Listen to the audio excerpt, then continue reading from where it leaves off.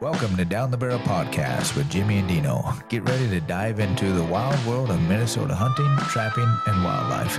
We'll be chatting with some folks who protect, manage, and promote the great outdoors. But don't worry, we'll also have some laughs as we chat about guns, whiskey, and anything else that catches our eye. So grab a drink, sit back, and get ready for a good time. Down the Barrel Podcast is brought to you by the Minnesota Deer Hunters Association and Wolf.Report.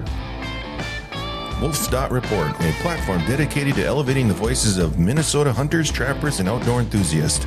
Join us in advocating for responsible wolf management in Minnesota. Share your reports, photos, and stories, and together we will ensure that they are seen by all. The Minnesota Deer Hunters Association, protecting the future of deer and deer hunting through habitat, education, advocacy, and legislation.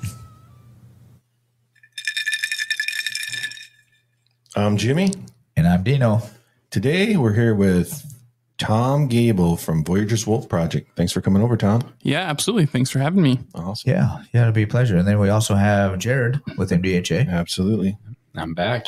You're back. Good to be here. Jared lives. I don't think he ever leaves. Like I don't think he does. Yeah. I mean, This is a pretty sweet studio other than the yellow paint. But It really is. Yeah. It really is. We need a few more decorations, but we're getting there. we're getting there. Yeah, we'll I've got the painters coming in next week. What color are we going with? I don't know yet. Maybe we could put a little more thought into it, Jared. I just know they're coming. Yeah, well, that's good. Well, Tom, thanks for coming down. Sure, absolutely. And hanging out with us for a little bit. Where'd you come from? Just south of Voyageurs National Park. Okay. So if you know where Orr, Minnesota is. I do. Some people do, some people don't. But yeah, that's where I live, just north of Orr. Yeah, I'm from Togo, so I know where Orr is. Big, beautiful town. Big, beautiful town. Hey, they got one of the best breakfast places in that town. T. Patton's, the Big Donut. The Big Donut place. Yes. They make some pretty good donuts there, don't they? man. I love eating that place. And then they have the outside of town, they had that awesome restaurant that we often stop at. We had before. The Dam. The Dam. Yeah. Damn. They make some good food. Oh, they've got good food there. Yeah, every time I go to the Boundary Waters, I stop in both those places. Yeah, and we've stopped there quite a bit come back from Namakan. Yeah. Oh, You know, yeah. we do the boat in. Yep.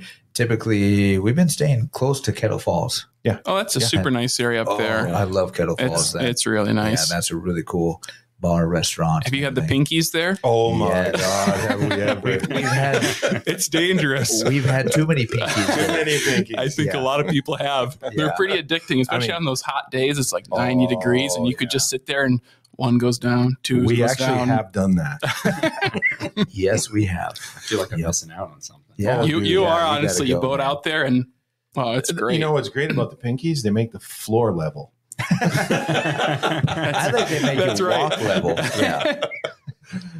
Yeah. No, that's If you haven't been to awesome. Jared, the floor is definitely not level. Oh, It's at like a 30-degree angle.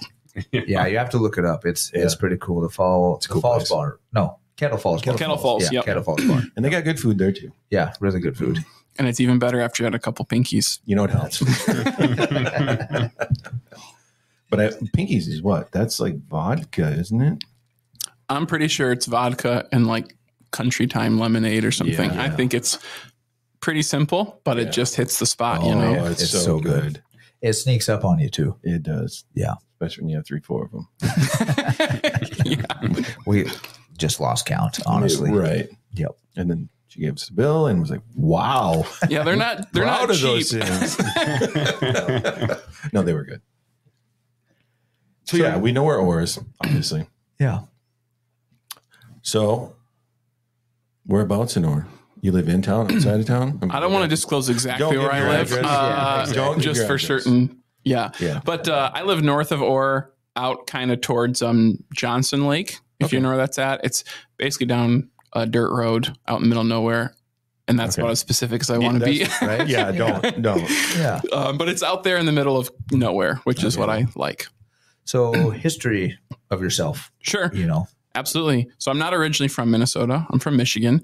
I ended up in Voyageurs because that's where I started doing my master's work. So when I started doing my master's at Northern Michigan University, my thesis project was supposed to be on beavers and Voyageurs. And I was told I could study anything I wanted to as long as it dealt with beavers and was in Voyageurs.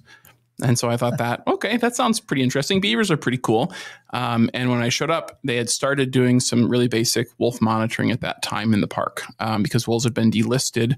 One of the times they had been delisted was in 2012. So the park had started trying to understand how many wolves were in the park, how big are the territories, how big are the packs. And so I thought, well, there had been previous work that suggested wolves eat a lot of beavers in that area in the summertime. Most research on wolves didn't really look at wolf predation on beavers, in part because it's really tough to study and because most people don't really care that much if wolves are eating beavers. In fact, some people are probably happy they're eating beavers. And so I proposed, well, why don't we look at wolf-beaver interactions because no one's really looked at it, and that sounds kind of interesting. And my advisors thought that was fantastic. And that's kind of what I did. So that's why I ended up in Minnesota initially. The first year of my graduate work was 2015, or at least my first full summer of research. And that was really kind of the start of the Voyageurs Wolf Project, because not only did we look at wolf-beaver interactions, but it really spawned a lot larger sort of project where we started looking at all sorts of stuff with wolf ecology in the summertime. And I got kind of hooked when I showed up. I was like, this is pretty cool work. Initially, that was not my plan. I was going to come to Minnesota somewhat begrudgingly. I wanted to go out west. I wanted to do something where it was really charismatic. A couple summers before that, I had worked in the Tetons and helped out with the wolf project there. And I was like, this is really awesome. There's no bugs. The summer is really nice. You come to Minnesota, it's buggy, it's kind of humid, and you can't see anything during the summer. But I got really interested in the research. And so I was like, I want to stick around and do this. And so to make a long story really short, we were able to get funding. I finished my master's, continued on doing that research, working for the Park Service for a year. And then I started a PhD, did that for a couple more years, finished that, and then have been working as a researcher since then to kind of keep the project going. And all through this time, I've been kind of bouncing around back and forth between, going to university to take courses, finishing my graduate work, also being up in Voyageurs as much as I can. And now for the past 4 years or so, I've been up there pretty much full time, but moving around a little bit from year to year. Awesome. Yeah. So how did it turn into a website? Oh, that's a great question. So the project was sort of this really gradual evolution, I think you could say. Like when we first did it, it was like 2015. That was really the start of the work that we still do today. And that was just kind of like, this is awesome. Like, let's just try to figure out and get as much data as we can. We didn't really know why we were doing it per se, other than we could collect it and maybe it'll be useful. But then as time went on and we kept doing it year after year, I was like, well, this is becoming a bit more formalized. We're kind of honing in on the questions we want to answer, the kind of data we want to collect. And then also in 2018, which is when we kind of coined the term the Voyageurs Wolf Project and launched our website, we decided to make a really concerted effort to do a lot more outreach and to share our work. And some of that came from the fact that we were already communicating with a lot of private landowners. So we work with about 160 private landowners in our area. Wow. And we're sharing a lot of information with them. And they were constantly kind of contacting us and saying, hey, can you tell me about the wolves in your area? And certainly we did that. But we thought, hey, there's a lot of interest in what we're doing. Can we share that more broadly with folks? And I think there's generally a sentiment among a lot of the public that there was wolf research going on in the state, and let's say just beyond the state in other places too.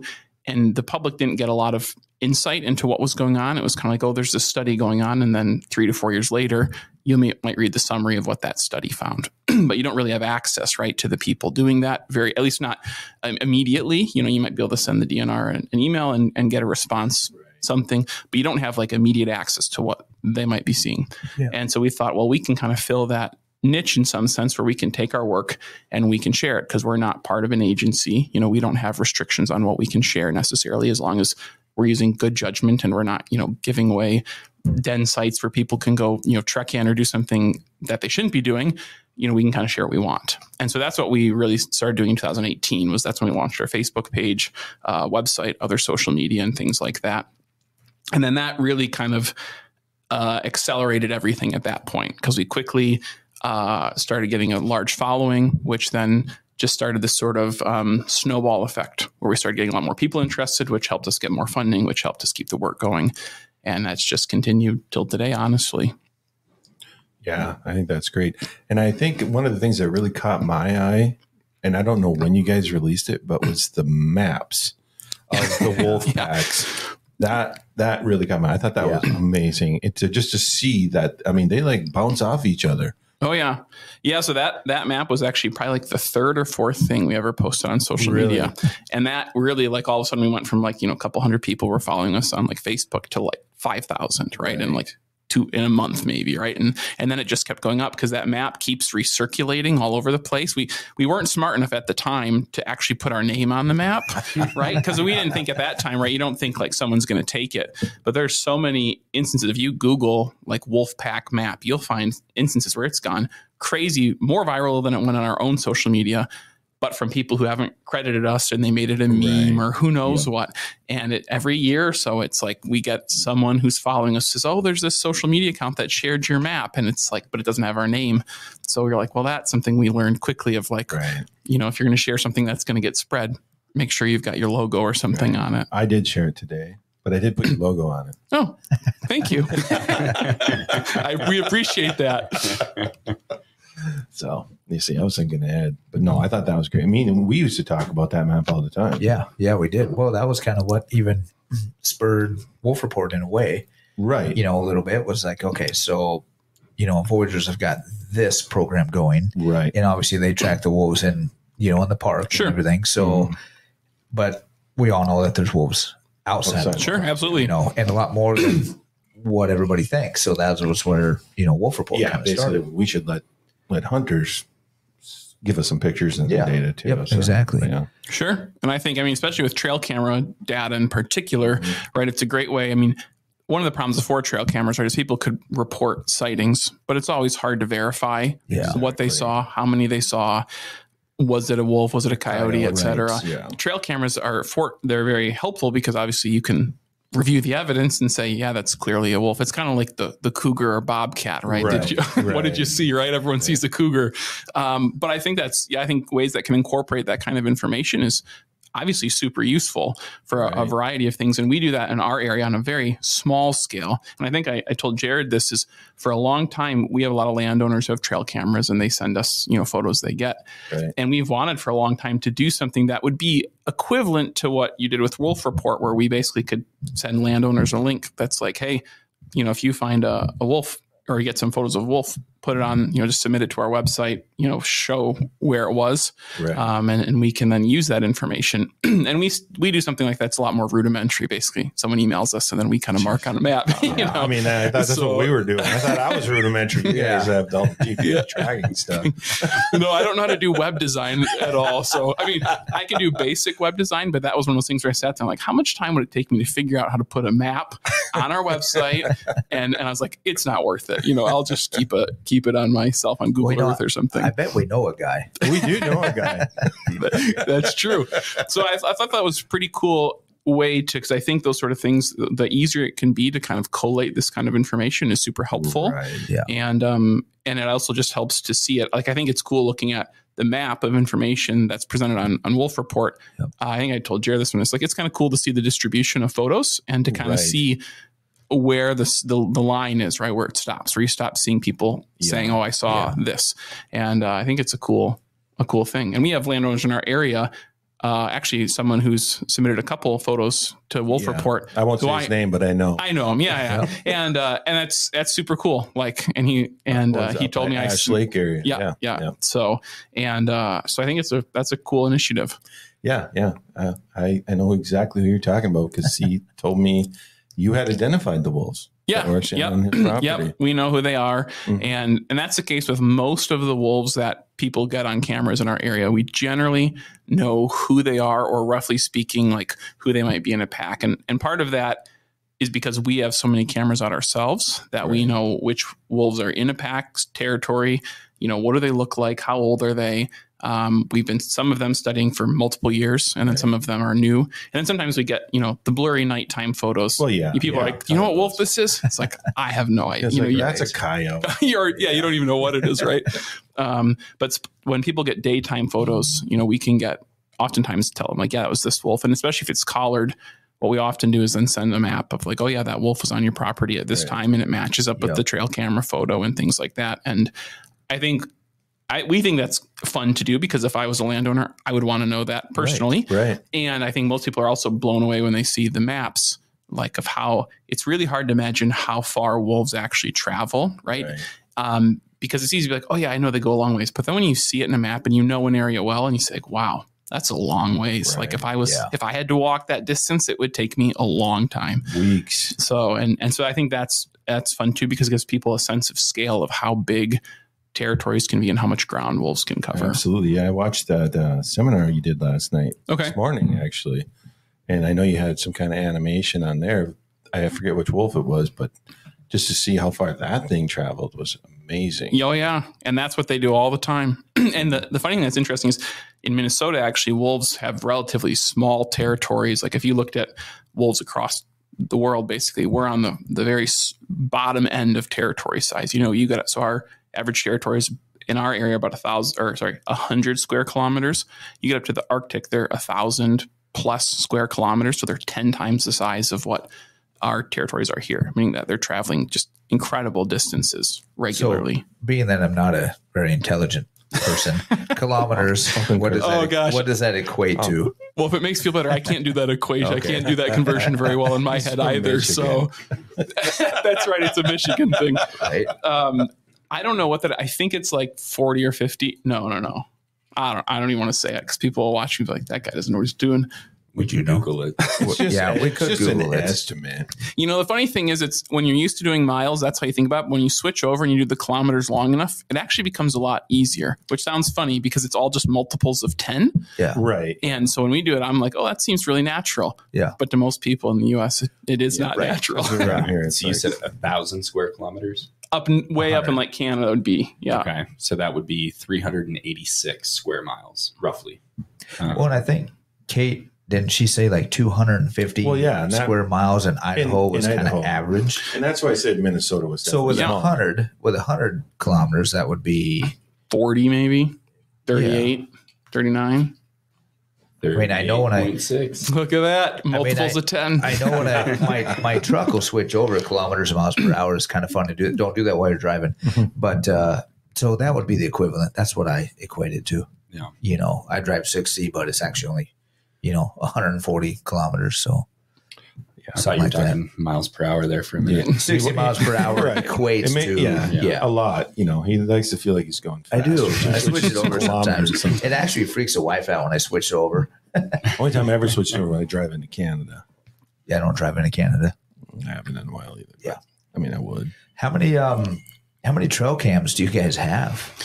So right now we have about 350 that we have out in the field. Wow. So we've kind of steadily increased it through time because we've basically just learned that the utility, like what we can learn from those cameras is sort of irreplaceable. Like we can, and the more you have, the more observations you get. Do you go out and get the drives, or are they all cell cameras? Is it a mix? It's all, none of them are cell cameras. Okay. In part because so the one reason that we get a lot of really good data is because they're all video. So we can, you can kind of, watch the animals it's moving. So you can get multiple frames, multiple perspectives. Whereas with photos, sometimes that works and sometimes it doesn't.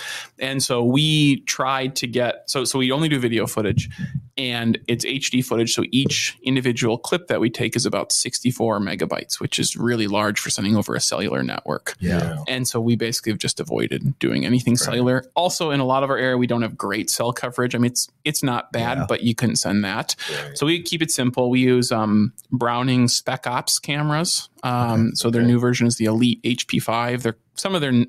For Browning, their nicer cameras are like $190, I think, typically. But they work great. They've got a great detection system. Like they catch things way out. They're very sensitive trigger, which for some people annoys them because it catches a lot of grass and stuff. But for us, we would rather deal with that than miss stuff. Right.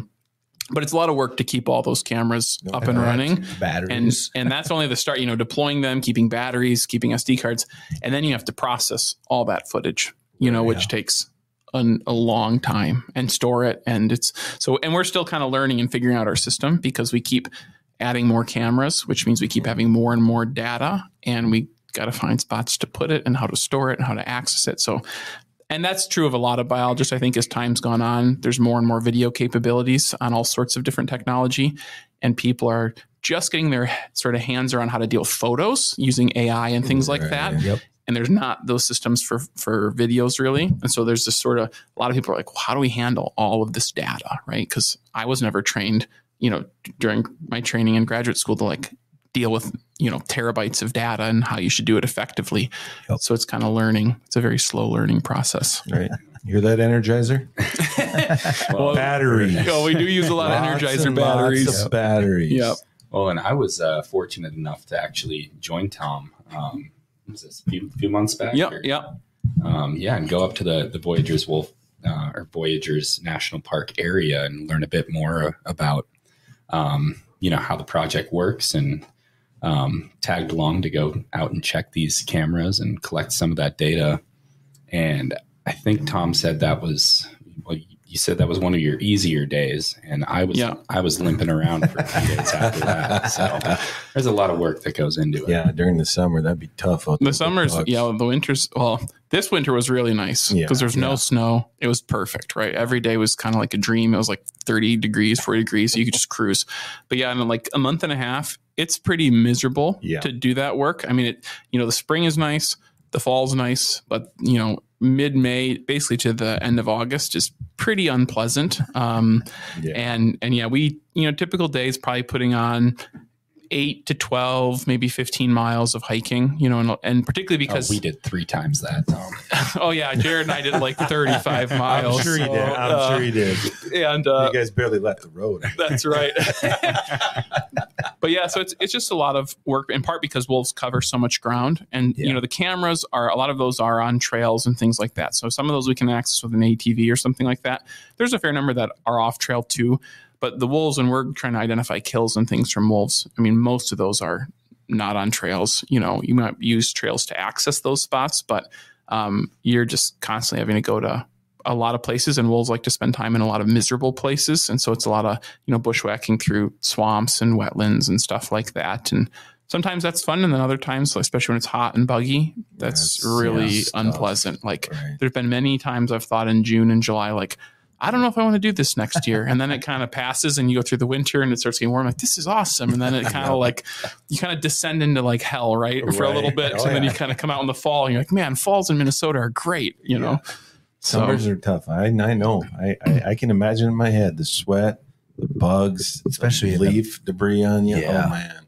Yeah, the bug. If it wasn't for the bugs, I mean, you could probably deal with all of it, but it's just like, that really drives you kind of insane. You just don't get a minute of peace. And especially the past few years, for whatever reason, we've just had these sort of epic mosquitoes up there. There's always mosquitoes, but they were kind of, I'd say, next level. And you can't even eat lunch. You don't even want to stop. You just want to like get your work done and get out of there. Yeah. And that makes it less fun when all of a sudden it just becomes manual labor for 8 hours or something. Yeah, the mosquitoes and the deer flies. Oh yeah, the sand flies. And the sand flies. It's just horrible. Oh yeah. Yeah. So that's also, again, where you think about like going out west. And like when I was out west, I was like, man, this is awesome. You can just, it's dry, it's sunny, it's warm, and there's no bugs or very few of them. And that often sounds very appealing. I was in Powell, Wyoming, Wyoming for 3 years. Same thing. Love the winters. You get snow in the mountains, but not, in the valleys. Sure. We get snow, but not very much. And summers were nice. Falls were beautiful. So, it's like, I could live here all the time. It's pretty attractive weather out there. I chose Minnesota. Yeah, well, that's why I was in Colorado for 13, 14 years. There you go. I don't think I got a bug bite once until I came back here for Christmas and found a mosquito in December. Yeah. Yeah, crazy here. I've never left Minnesota. I like to suffer, evidently. Ignorant. Right. Yeah. No, that's why I go to the boundary waters in like early May, because then you can go anywhere, you can do anything. You go up there in June and you're just asking for trouble. Yep. I have never understood that. I mean, I know that folks is probably kids are out of school and that makes sense, but it's kind of like when I hear people like people are in June, I'm like, I am not envious of being out there in June at all. No. You just got to be in your head net all night, Yeah, it sounds miserable. Yep. Well, there's that certain time of night, they're horrible between 7 and 9 or almost 7 and 10. And if you can withstand past that 10 o'clock, it gets a little easier. Then it gets a little easier. Otherwise, just straight napalm would probably be the best option, most of the time. I had some friends that got married and did a Boundary Waters trip for their honeymoon. and they did it in June or July, and were showing us all the photos from their honeymoon, and they're in head to toe bug nets. That just doesn't look fun. No, it doesn't. No. Yeah, I remember one of the first times I went up there. My dad took me up there. It was in June, because right after school, of course, and it was horrendous. And back then, we didn't have any fancy gear. This is early '90s, So I had like a sweatshirt at best. And I still have nightmares about the noise outside the tent. Just a bzzz, like, what is that? It's freaking mosquitoes. It was the worst trip of my life. I mean, just paddling out was miserable. So yeah, lots of bugs, Tom. I don't need to tell you that. Yep. Yeah. So funding. Yep. How does Voyageurs Wolf Project get funding? It's taxpayer dollars, right? We're actually totally funded by the MDHA. There you go. We just been told we aren't supposed to tell people deny that. That is not true. Where's the bleep button? I'm trying to find it. We're never going to live that one. I can't find it. No. So our funding comes from combination of the Minnesota Environment and Natural Resources Trust Fund, which is lottery proceeds, not taxpayer dollars. And then we also get a lot of funding from private donations. So do you want me to start over? No, you're good. Sorry. I muted the mic. So we have about over 6,100 private donors that support our project and have supported us in the past. So that's a large source of our funding. And then we got a lot of funding from nonprofits from a variety of different, some non-outdoor related nonprofits who just support a variety of causes, to some that are focused on supporting environmental causes or things like that. So it's a pretty diverse group of funding. We don't get any funding from the DNR. We don't get any funding from any federal agencies. So we're kind of unique for a lot of wolf research projects in that regard. If you look at pretty much any project that's occurring in the U.S. or Canada, almost all of those are going to have some sort of state, federal, or provincial support. Yeah. And we don't have any of that. So that poses some challenges and also has some benefits as well, where we're not connected to an agency. So we can, let's say, share information a lot more readily than, let's say, in a state agency where there's going to be more bureaucracy and steps of how information can be shared. So pros and cons to that. Yeah. So none of the universities send you any funding? So I should say that we do get funding from the University of Minnesota, in the sense that one of our projects, we've got 3 project members who kind of run it. So it's myself, Joe Bump, who's a professor at the University of Minnesota, and then Austin Humks, who's a field biologist. Joe Bump is salaried through the university, so they're supporting his salary, which he doesn't just work on our project. He's got a multitude of projects he's working on. And then we do get support from the university in terms of, like, let's say, administrative support. They're handling, like, donations come through. They're going to be the ones handling that. They're going to be helping us, in some instances, raise funding. We don't have a budget through the university where they're saying, okay, you get X amount every year that you can rely on. So we definitely get support and help from them, but it's not, we have to raise basically all of our money every year to keep our project going. Wow. Yeah. So that's been part of the challenge, I would say, too, for us long term, is just kind of like, how do you do that? So I don't have a guaranteed salary if you don't get a grant or something, like, right. I'm just out of luck, And so that does keep a little bit of pressure to kind of constantly, and it's probably not dissimilar from a nonprofit model, honestly, where and it's sort of like a hybrid of the two, right? Where, like, yes, we get some administrative support from the larger university, but we still have to raise most of our funding every year. And so we're kind of doing a lot of donor, interacting with donors, applying for grants, doing all of that kind of stuff to kind of keep the lights on. Awesome. So are you technically a nonprofit then? No, we're technically under the university. So we aren't. Okay. So the Voyageurs Wolf Project isn't like its own nonprofit. We're a project under the university umbrella. Okay. And that's sort of how we, in the same way, like professors at universities create a lab, right? That they kind of have their graduate students and stuff in. That's basically what our project is like at the university. The Minnesota Deer Hunters Association has been building our hunting and conservation legacy over the past 40 plus years through habitat, education, advocacy, and legislation in Minnesota for Minnesota. So what is your degree actually? So my master's is in biology and my PhD is in conservation biology, or conservation sciences technically. Okay. So these are kind of, both of them are sort of large fields of work that encompass all sorts of stuff. Right. Conservation sciences can be wildlife, fisheries, all sorts of different things. Obviously, my focus was wildlife in particular and ecology, but took other, more general courses as well. Okay. Well, so let me ask you then, if a college kid right now is in a biology program, doing great, smart kid, what would you say they should do with that biology degree? That's a broad question. I know. You've been there. So I'd say it really depends. I think probably the best thing you can do is determine what exactly you want to study. So a lot of people come out with general, like that's what I came out of my undergrad with, was a biology degree. And I wasn't sure if I was interested in forestry, fisheries, wildlife. I mean, because all of that seemed interesting at the time. And it wasn't clear to me, what did someone who's in forestry do? What did someone in wildlife do, on a day-to-day basis? And even within the wildlife field, there's all sorts of you could say, different careers. You could do human dimensions, deal with people. Okay. You could do just research. You could deal with, let's say, hunting and trapping management, all of these different things, right? So I think the best thing you can do is, if you're not sure, is to go follow people who are doing different things and see, like, does that look appealing? Would I want to do that day in and day out? Because a lot of times you see, especially with wildlife biologists, you see something on National Geographic or something that shows what a wildlife biologist does. And it really doesn't, it shows the highlights of their job, right, but it doesn't really show what 99% of that job is. Right. And so I think that's the best thing, that particularly folks that are coming out of undergrad who aren't entirely sure what to do, is to go find people that might have a job that you think sounds interesting, and or even just go interview them and be like, what does your actual day-to-day job look like?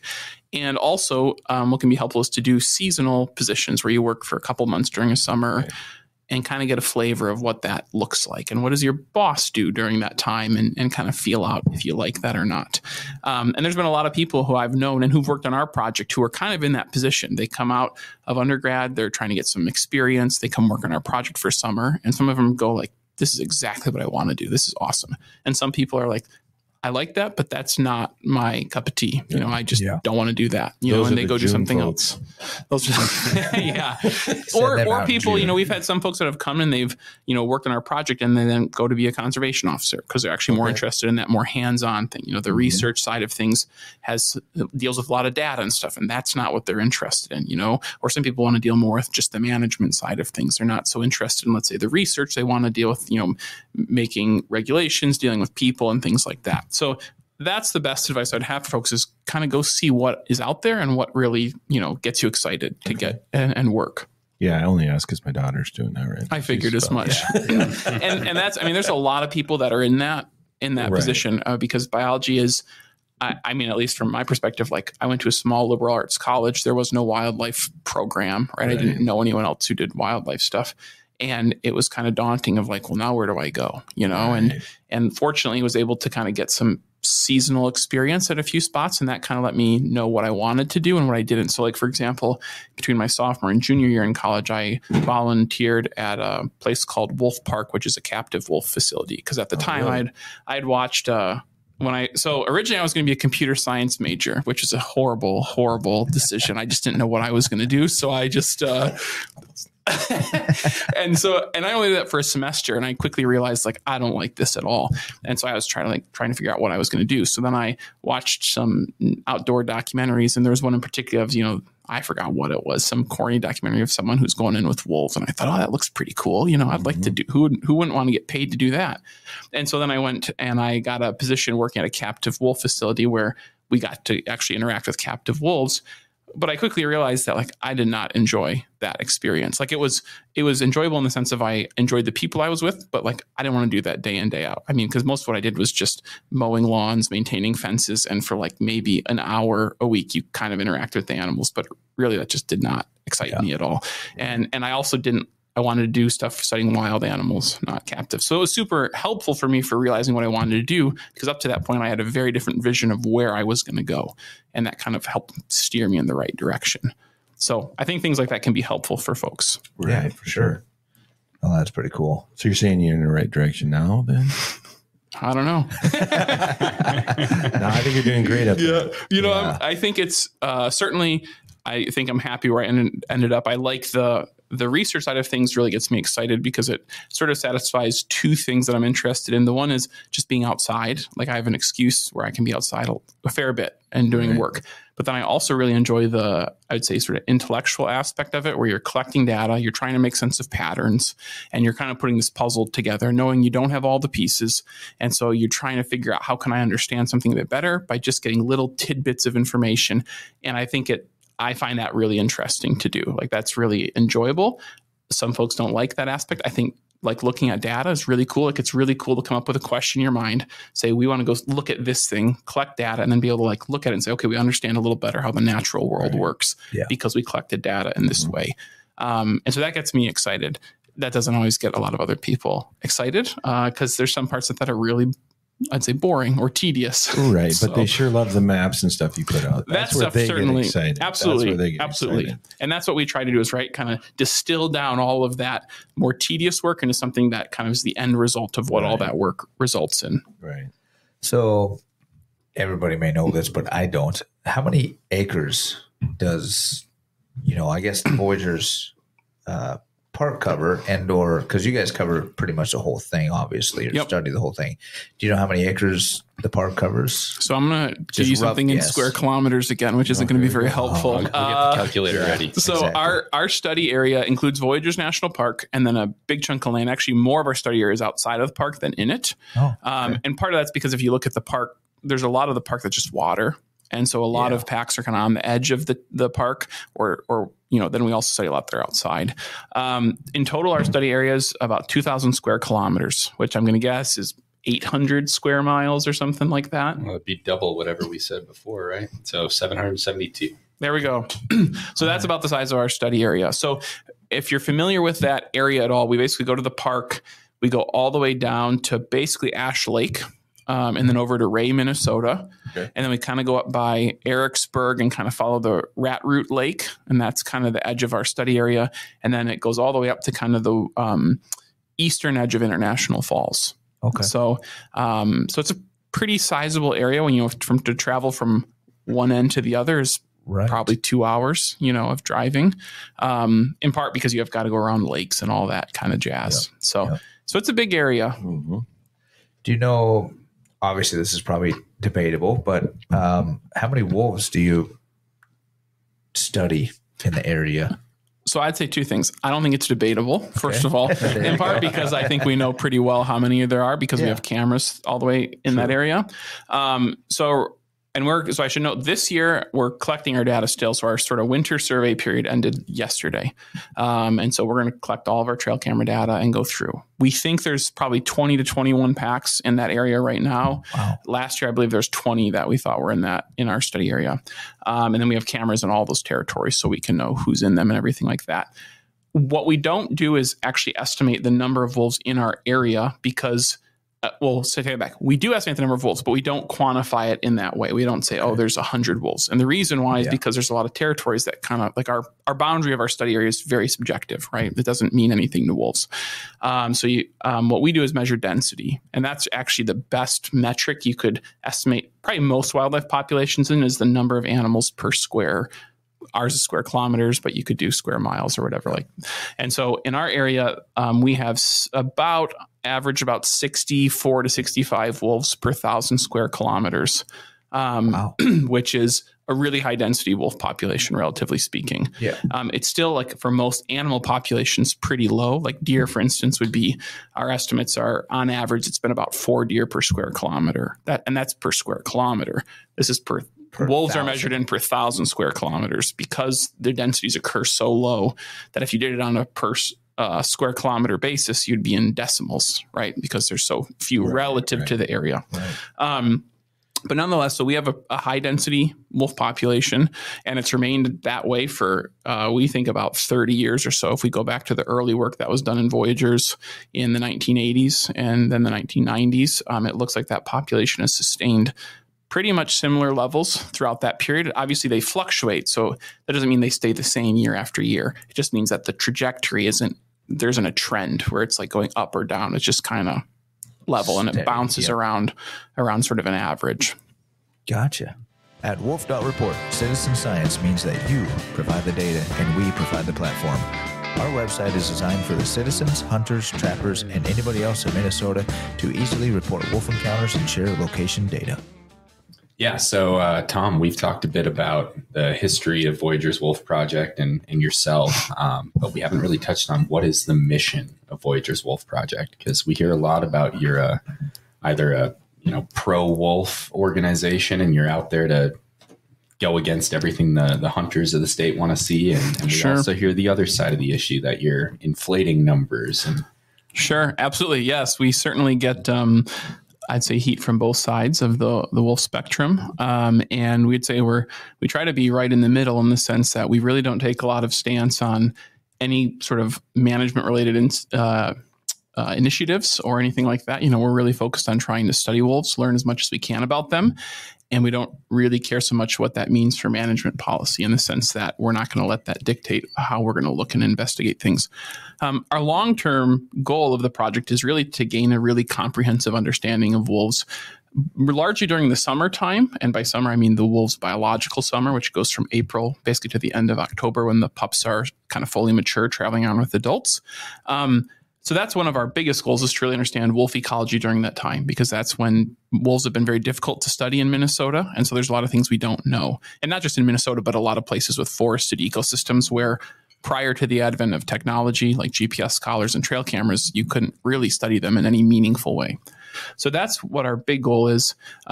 Of course, to study wolves during the summer, we also have to kind of know what they're doing year round. So we do a lot of work in the winter as well to estimate population size in our area, pack size, things like that. So our goal is to learn as much as we can about wolves and to keep our project going long term, because every year that we get more data, the better our conclusions are, because we have higher sample sizes and we get insight that, maybe after 4 years, we didn't understand a pattern, but now that we have 8, 9, 10 years, now all of a sudden we see a pattern a lot more clearly and can understand what's going on. And then obviously a big part of our work is also to share what we're doing with the public through outreach and education. And by education, we just mean sharing what we're doing, what we'll know, and sharing that with the public, and trying to disseminate that information in a way that's accessible to people, and then also that they're interested in, because science doesn't occur in a vacuum. And, you can do all the science in the world, but if it doesn't, people can't understand it and they can't comprehend it and understand what it means, it doesn't have as much utility. So we're really focused on trying to make it accessible, hopefully sometimes entertaining for folks, try to also show that we're people too, sort of throw in some humor and things like that in our social media. And then also just to share, because of the work we do, we get access to a lot of information that the general public just doesn't have. Most people can't go out in the woods and just slap a collar on a wolf and say, let's just see where it goes. We obviously get that kind of information, and we can share, this is, where the territories are. This is how they travel. And then obviously trail cameras, we can share our sort of highlights of our trail camera footage. And with the number of cameras out, we often get a lot of neat stuff. And we can share that with people for free. And so we think that's pretty cool to be able to take our work and share it with literally hundreds of thousands, sometimes millions of people. And all they have to do is log on to, social media, and they can see that information. Yeah. That's pretty cool. So capturing and collaring the wolf. Mm-hmm. So is it a collar itself, or is there any, internal GPS or like just implant? Like a probe. Right. The federal government has given us very small probes that we put in. I knew it. Is that what's in my probe?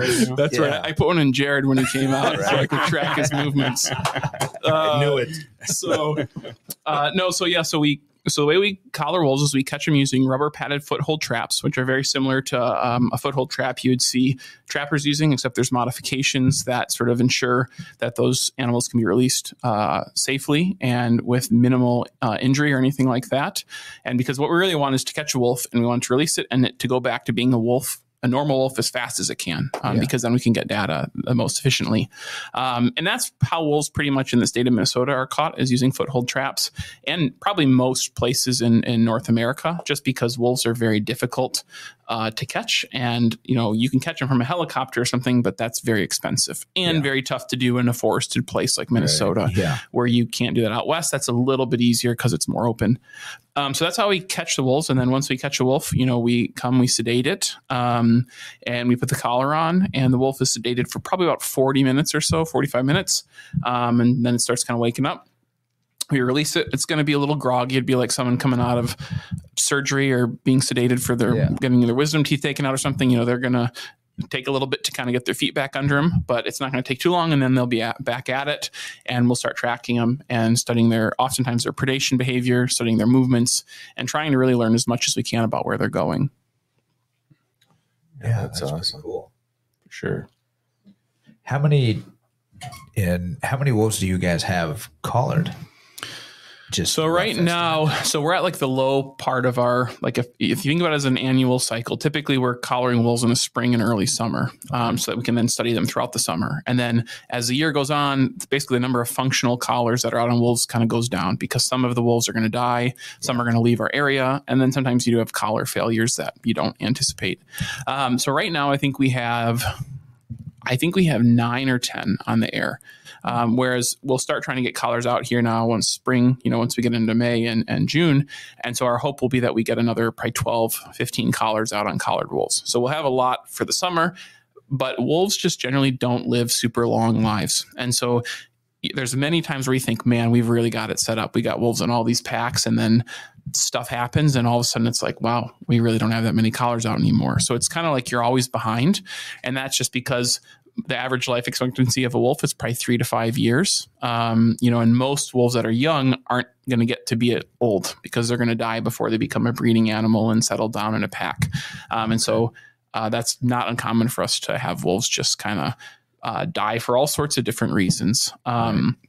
So that's one of our biggest challenges, getting collars out every year. So you rely more on the cameras than the collars necessarily for numbers and how many you see in a way. In some sense, it really actually depends, I'd say, on both of them. So the cameras are really helpful for determining the number of wolves in each pack. Okay. And the way that we generally know where packs are from the collar data. And so the collar data gives us the spatial arrangement of where wolves are at and lets us know, okay, if we put our cameras in these areas, we're going to be studying this pack, and then next to them is this pack. And so it kind of lets us know where the wolves are at. You could, in theory, put cameras out and probably get rough estimates of like, okay, we always get these wolves in this area and these other ones in this area, but they're not very precise. So we really need the GPS collar data to estimate our wolf populations, because they show us where the territory boundaries are. And also very important when estimating wolf populations is to understand how much packs overlap with one another. Because when you think about it, while wolves generally try to avoid each other, their territories do overlap. And so when you're trying to estimate density of them, you have to account for that overlap. And the GPS collars allow us to estimate and quantify, okay, how much does the average territory overlap with other wolves? And then we can factor that into our density estimate so we get a more accurate estimate. So it's really both, I would say. Right. Okay. Well, that's pretty cool. I would have no idea. Right. So how much do one of those collars cost?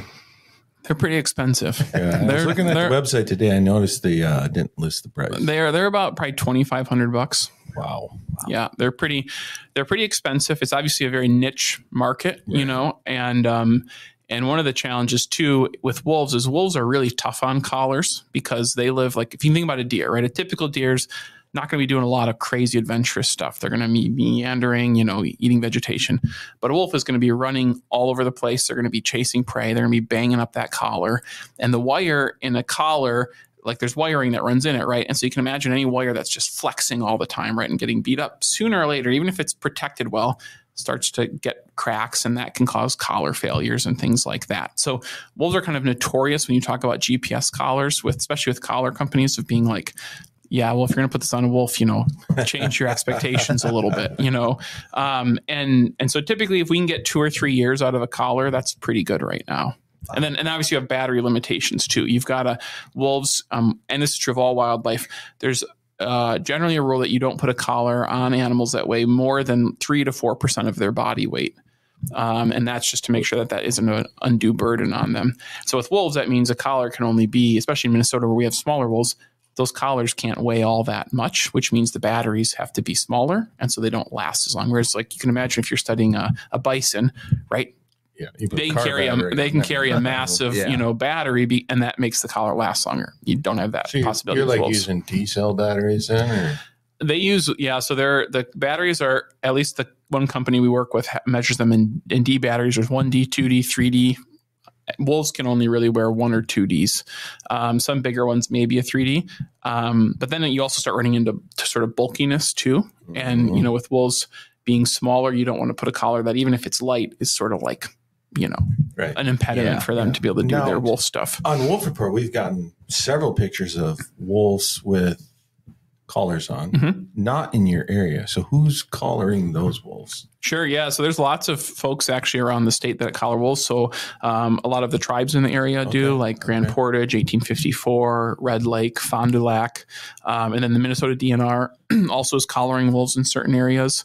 I'm not sure exactly where the DNR collars wolves from year to year. The best thing you can do is anyone can go onto their wolf reports, annual wolf reports that the DNR releases, and they actually show in there a figure of where the collared packs are, but it doesn't show whose they are. So we oftentimes don't know either of, like, we can just look at it and go, oh, okay, like there's some wolves there that are collared. Somebody's tracking them somewhere.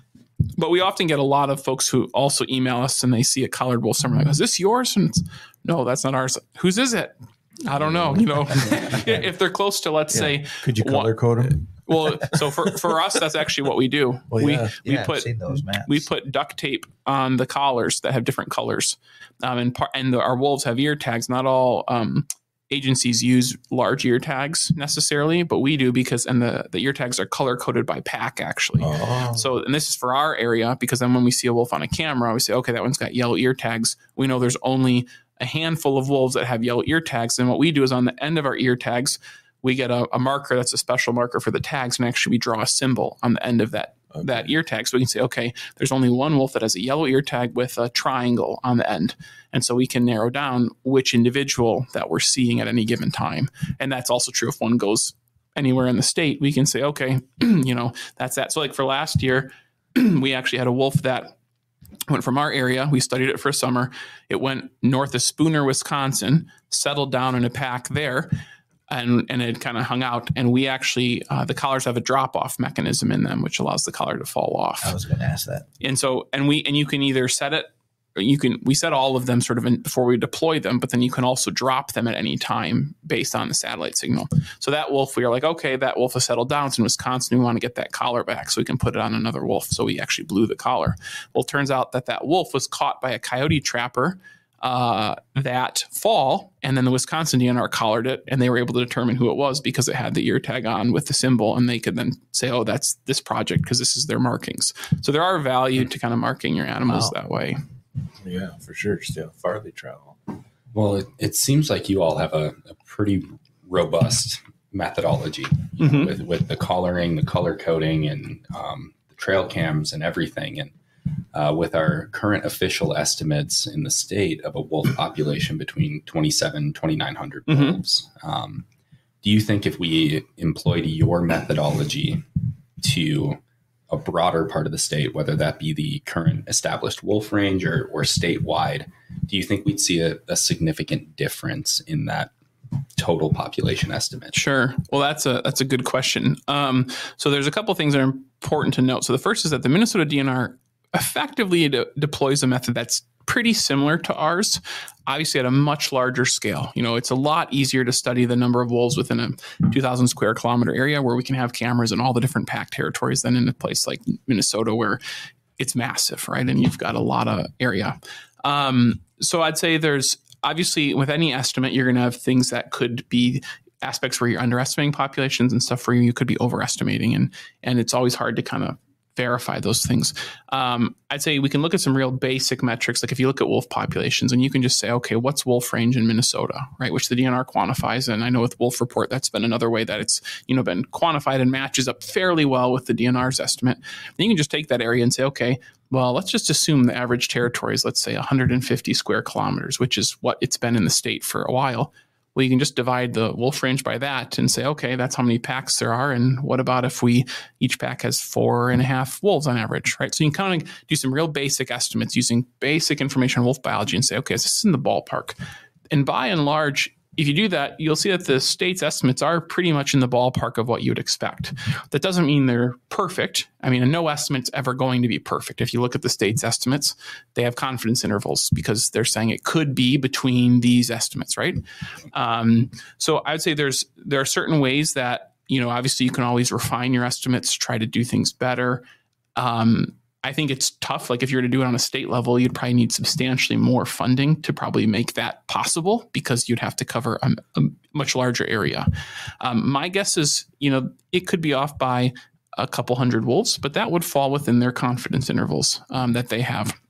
Now, I know some people will be incredulous and they will find that hard to believe, because I've heard people say there's 8,000, 10,000, whatever. Right. But when you look at that, that just defies any study on wolf biology. In particular, like I said, we can look at the spatial organization. We can say wolves, generally speaking, do not share their territory with another pack, or at least not most of it. They might share the peripheries a little bit. So if we just take that premise, again, you can kind of do some basic estimates, knowing what is the typical territory size, how many wolves are in a typical territory, and get an estimate. And that winds you up pretty close to where the states is. There are some aspects of, let's say, how territories are estimated, and biologists have all these different quantitative ways to estimate where the edge of a territory is and things like that. That might refine things a little bit, and it might change the estimate by a couple percent, but that's small when we're talking about the state. Like I don't think you'd see a huge difference. And even if you change the methodology a little bit, let's say, you're probably still going to see the same pattern or trajectory in the population, because any change you make is just going to sort of, every estimate is going to be done still the same way. You might just revise where that level is. So it's, let's say it's remained similar at 2,900, right? Or around that. Well, if you change the method, okay, maybe now it's at 2,800 or 3,000, but it's just going to continue at that same thing, because now you just have the same method being done with the new data, but it's still all collected the same way year after year. Yeah. So that's, so I don't think it's, I don't see any reason why it's way off, right? Now, the only thing is, obviously, if we saw a huge expansion in wolf range, right, that could change it. Obviously, as wolves are expanding and they start getting new territory, then yeah, you're going to have more wolves in the state than you did.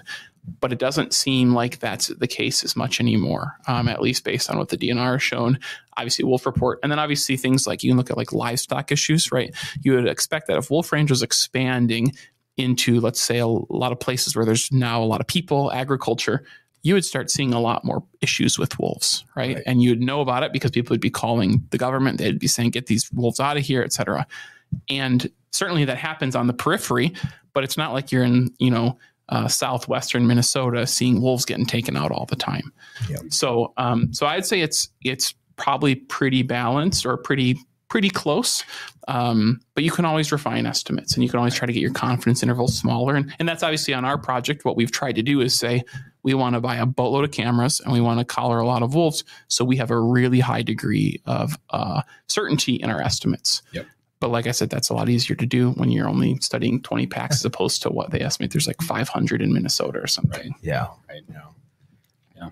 Well, no, I think it's a really good summary. And yeah, we hear it all the time too, that there's 10,000. I've heard 30,000. Oh yeah, me too. Well, it's, because they triple in, size every couple years and everything. I thought it was every month. And, packs are, the DNR says there's 4. Well, I've seen 20 in a pack, and it's like, seriously, every animal dies at some point. They don't just, especially wild animals, they don't have a 15, 20 year, expectancy. Nope. Like you said, you're only talking 2 to 5. Yeah, they live short lives and they reproduce fairly quickly, but it's not a long lifespan, so there's a lot of turnover. And I think the other thing too is, the challenge, I think, is a lot of people have a lot of tools now to monitor and see what's going on outside that they didn't have historically, right? Yep. And that can be, I think, can be misleading at times, right? Because you can see wolves, let's say, on a trail camera, and you can automatically assume that, okay, it's easy to say, okay, well, I have all these wolves on my camera. They got to all be different wolves, right? They're always here. And then your buddy sees them and someone else sees them. And so there's this impression that they're just like omnipresent all over, tons of packs. I had someone tell me they have 6 packs occupying their area, right? And it's like, that's really interesting, because that's new to me and anything I'm aware of.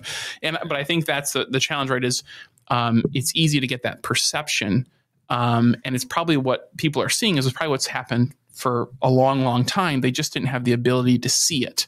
And now that they do, it's hard to not let your own biases or your own perceptions kind of change the way you view data. And everyone likes to think I'm viewing it objectively, but the reality is that's very hard to do, right? Especially when you only have like, let's say 2 or 3 cameras and limited data. We're fortunate in the position where we have lots of cameras and we also have the collar data, so we can put things in context. So generally when I have people telling me stuff with their cameras, it's like, okay, you just have to think about that in kind of context. And we try to share that obviously in our area when we can to help folks. Well, the thing is I guarantee those same people will, they've got the trail cameras and they have their deer. They know the deer that come on their property and know that this is a different doe, this is a different buck.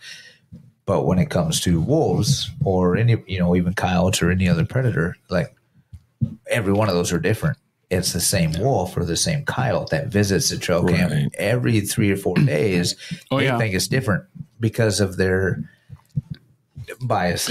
Well, how many pictures do we see where they post it and they say, "Is this a wolf or a coyote?" Right? Yeah. And now you're going to tell me you can tell one wolf apart from another wolf? Yeah. And then the wolf you got on your trail camera from the wolf your buddy got on his a mile down the road. Exactly. And I think that's too with our, that's one of the values that we have with doing video footage, right? Is we can review it and we can sit there and we can study it and say, okay, that one has this marking, and you can watch it the whole time. Whereas you just get a photo that's blurry. It's just one wolf and you have no idea who it is. But I can say from putting out all these cameras, like wolves cover a ton of ground. Like we'll have a wolf go by 10 cameras, depending where it's at. Like it can run down a logging road that's 8 miles long. And if we have 7 cameras, we're going to get that wolf on every single camera that runs on that road. And if you don't have that perspective to know, oh yeah, that's just the same animal. It's not 7 wolves, that's 1. But that's hard for folks and understandably hard because they don't have that ability. They don't know where the territories are. And in a lot of Minnesota, there's not collared wolves. So you don't know what you're seeing. And if you're of the inclination that there's too many of them, you're going to see that there's too many, right? And so trail cameras are kind of a pro and con sort of thing. But we try to I think it's helpful for folks to understand the limitations of trail cameras. Right. Yep. Exactly. Yeah, and I hope they realize that you may have gotten 10 pictures of a wolf, but it might be the same wolf. Yeah, you don't have 6 packs on your property. No, well, it's the same with I've got 6 deer in my yard almost every single night, and it's the same deer that have been there for at least 3 or 4 years. And I know this doe, she has twins every 2 years. Another doe, she only has singles. One doe has a broken leg at her. I don't know, I call her elbow. I'm not a deer biologist, but at her elbow, she's the oldest doe that we have, but I always know it's her because of how she walks. Sure. Now in a trail cam photo, you can't tell the difference unless she steps just right. But walking through the yard, I can see her and go, okay, well, that's Betsy, because of how she walks. And I guarantee 2 or 3 of the does that are still there are her offspring. Right. And for whatever reason, they never bring in a buck. I don't know. I have 1 buck on my camera over the last 2 years. But obviously there's bucks around because we have, we always young have ones. Yeah. Yep. So it's just, but yeah, people know they're deer, but some people just they don't want to know. They don't want to admit they're that wolves. It's the same wolf. Exactly. And I think that's and additionally too, where a lot of people put their trail cameras, people think that they've got an unbiased, let's say, sample of what's going on, right? But really most people don't put trail cameras in random spots, right? They put them on cleared areas where they're going to hunt. So hunting lanes, they're going to put it on trails by their house, places that are going to be open and very easy for wolves to travel by. And I can guarantee you that if people just started putting cameras randomly in the woods, they would get a very different set of photos and videos than they would if they're putting on trails, because wolves love using trails and cleared areas, just like people do.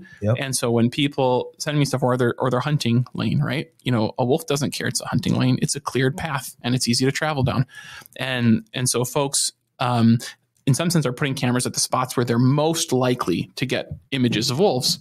And then they say, oh, there's tons of wolves. It's like, well, you're putting it on the travel corridors. Go put it somewhere where there's not. And you're going to get a very different sample, which is why in a lot of trail camera studies where people are trying to, let's say, really estimate the abundance of different animals, they display the cameras randomly. They don't put them on, let's just pick the easiest spots we can get to. They put them in random spots because they know if they do pick where they want to, it's not going to be representative. And I've almost thought about doing this on our project just to illustrate this.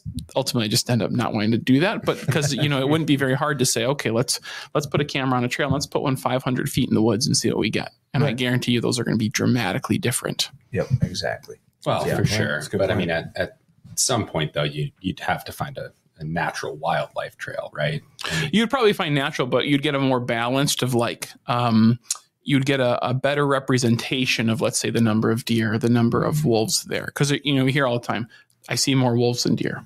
Right. I've heard that I don't know, hundreds of times. Right. Yeah. And people say, how can that be? Well, it's like biologically, you can't be more predators than prey. Like it just doesn't. No ecosystem works that way. So it's like, how do you see those patterns? Well, A, you're seeing a lot of the same wolves, and also you're putting them on the spots where you're prone to get a lot more wolves. And there's the possibility that deer don't hang out around roads and trails because that's where their predators are at. Right. And that's where they're traveling. So why are they going to spend time in those areas? They're going to go to the spots where they're less likely to encounter their prey.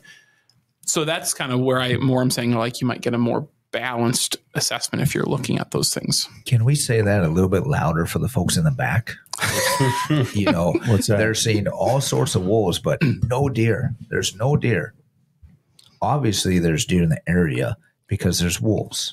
100%. Yes. Yep. And I think that's, I've had several people this winter told me, and they were dead serious, that there would not be any deer alive by this spring. They were adamant. They weren't joking. And it's just, okay. And guess what? We still have deer, and we have every year. And one thing I did that was really interesting is I went back through the historical, you can go on the Minnesota Historical Society, and you can look at all the old newspapers in the state. It's very interesting. So you can Google wolves, deer, et cetera.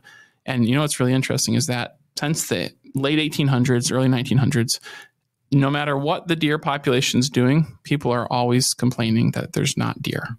Right, that the wolves are decimated. It doesn't matter even when deer hunting's good or bad. And so there's this sort of perception that I don't know if any amount of evidence will ever change that. But obviously, for like in our area, for wolves trimming at high densities, they have to have sufficient prey to do that. Right? They couldn't. Yeah. And people say, "Oh, there's beavers." Yes, there's certainly beavers during the summer, but come wintertime, there's no beavers around. So there has to be enough deer year in, year out to support that, or you'd see the population of wolves just crash. Well, I thought your Voyageurs Wolf Project was funding snorkels for the wolves to be able to get into those beaver lodges. We're putting food out there for the wolves in the summertime and the wintertime just to keep them at those high densities. There you go. Yeah, exactly. Jared, did you hear that on Facebook? I did. I won't say the page. We all know who I'm talking about. Yeah, we do, but it's the truth, I'm sure of it. Right. What actually happened is the MDHA said, we're going to get you a ton of beavers, put them out in the winter because we want to really decimate the deer hunting. And we said, okay, as long as that's what you want to do. Right. So that's what we did. So no, it's all the eclipse. Yeah. Blame it on that. I would believe it. Exactly. The eclipse was something. We didn't even see it. No, we didn't. It got a little dark. I had to take my sunglasses off for like 20 minutes. That's about as extreme as it got. Yep. So, question for you. Do you think, and you can answer this or not. Sure. Do you think the wolf should be on the endangered species list? The $1 million question. Right. And I had to ask let's say in Minnesota. Right. In Minnesota. Sure. Right, yep, no, that's fine. That. And I'm going to give you an answer that'll probably be deeply unsatisfying, which is that I'm already unsatisfied. And that I really don't. 1 year answer or 1 word answer. The fact of the matter is, whether or not wolves should be on the endangered species list really comes down to an understanding what the intent of the Endangered Species Act was and interpreting what that law means and how we should manage animals and recovery and things like that. And that's not something that I have no understanding of legal acts like that, and so we study wolves. We certainly in our area have a high density wolf population that's remained stable. Obviously, there's high densities of wolves across a lot of northern Minnesota. Whether or not that means wolves should or should not be on the Endangered Species Act is for other people to debate and discuss and argue about, and not really something we spend really any time thinking about or even worrying about, to be honest. You're there to provide the data to inform policy decisions, not to make those decisions. Correct. Right? We share all of our data, and we're required to via our permits with the Minnesota DNR. We share our reports with the Fish and Wildlife Service because right now we have to have a permit from them to do our work because wolves are a threatened species, and that's the extent of the work we do. And then they make their decisions. And obviously, oftentimes it gets then also through the sort of legal process. A lot of these are things are taken to court and discussed that way. And, that has little to do with any of our work other than we just provide the data. Perfect. You weren't down at the Capitol testifying today. Right. Contrary to what you made good time back up here. Contrary to what people think, we don't speak to any politicians. We don't advocate for any management related stuff. If some politician reached out and said, "Hey, I want to talk to you about what you're learning about wolves," sure, I'll sit down and we'll share what we want. No one's done that, and I'm guessing no one will. You mean nobody's reached out to you from that end of it? Not from the legal or not from the political aspect. So, and that's crazy. And I don't know. I mean, yeah, we're just not, I don't know. And it's not something we think about either of which political person should we get in contact with. It's just not part of our work. And I don't think that's surprising at all. I mean, it goes back to what we were just saying. They're there to provide the data for other organizations to use to make their argument. We've used Voyageurs Wolf Project data to testify, there are this many wolves in this area. It's time to get a wolf hunt back, have responsible wildlife management for all species, for the benefit of all species, right? Yeah. And then groups on the other side of the issue have used your data. And that's, and that from my perspective, it's okay.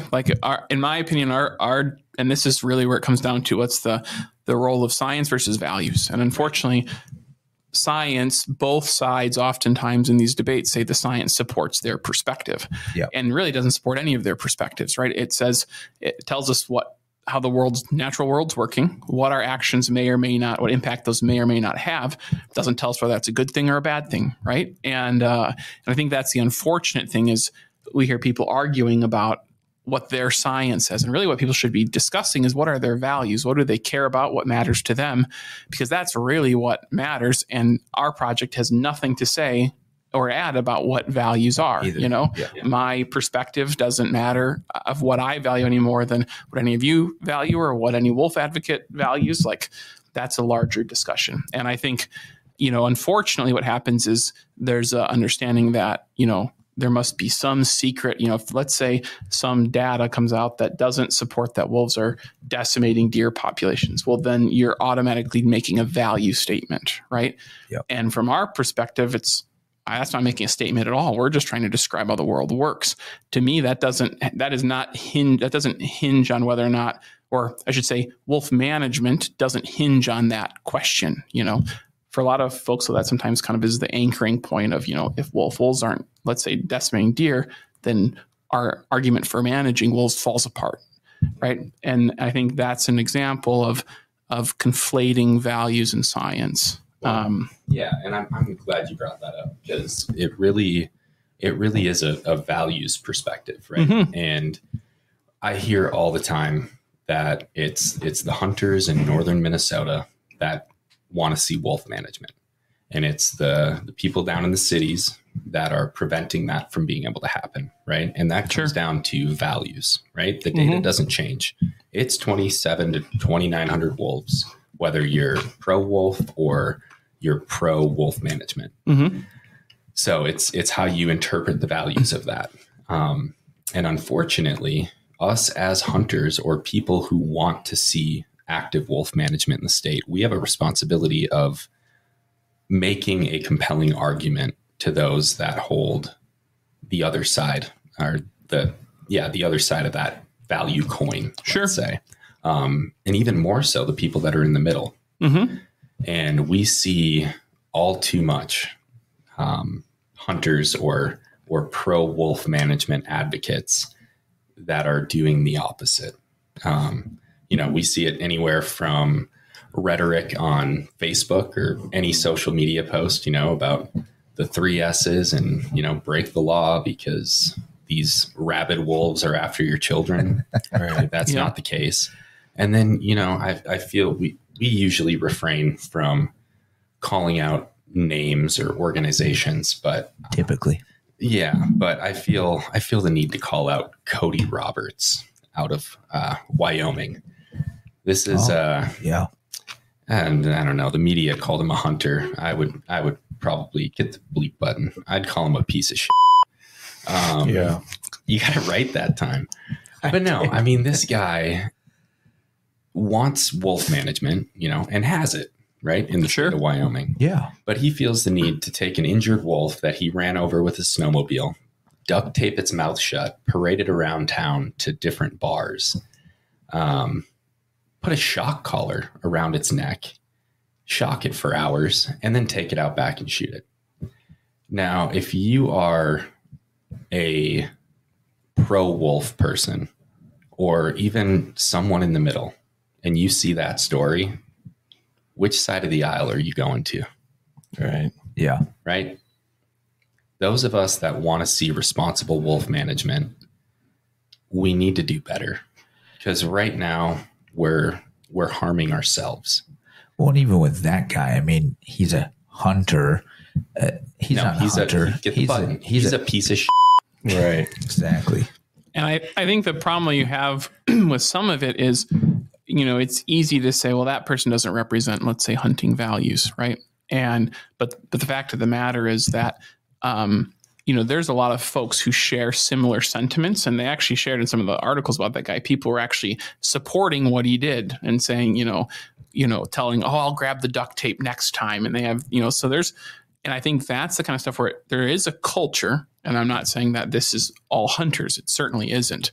But there is a subset that's very loud that publicly shares the stuff we get on our social media all the time. People saying all sorts of horrible stuff about wolves, what they would love to do them, how they're worthless, they have no value. They would love to just, all sorts of terrible stuff. And that's prevalent. I mean, and I think that's the one challenge, is that doesn't help any productive discussion in any regard, because the reality is you have a lot of folks who are maybe, let's say, in the middle, even though the debate is somewhat polarized, and wolves, like all of our natural resources, belong to everybody. And ideally, whatever is done to them, management wise or not, should reflect what most people want. Right. Mm-hmm. And a good way to make sure that you don't get people on your perspective is to do things that make people disgusted. And and I think one of the challenges with the wolf spectrum is you kind of have people view it as like you have the wolf lovers, which is a term of derision by some hunting people, and then you have the wolf haters, right? And there are a lot of people in the middle, but those aren't the people that you hear, right? You don't hear those people discussing.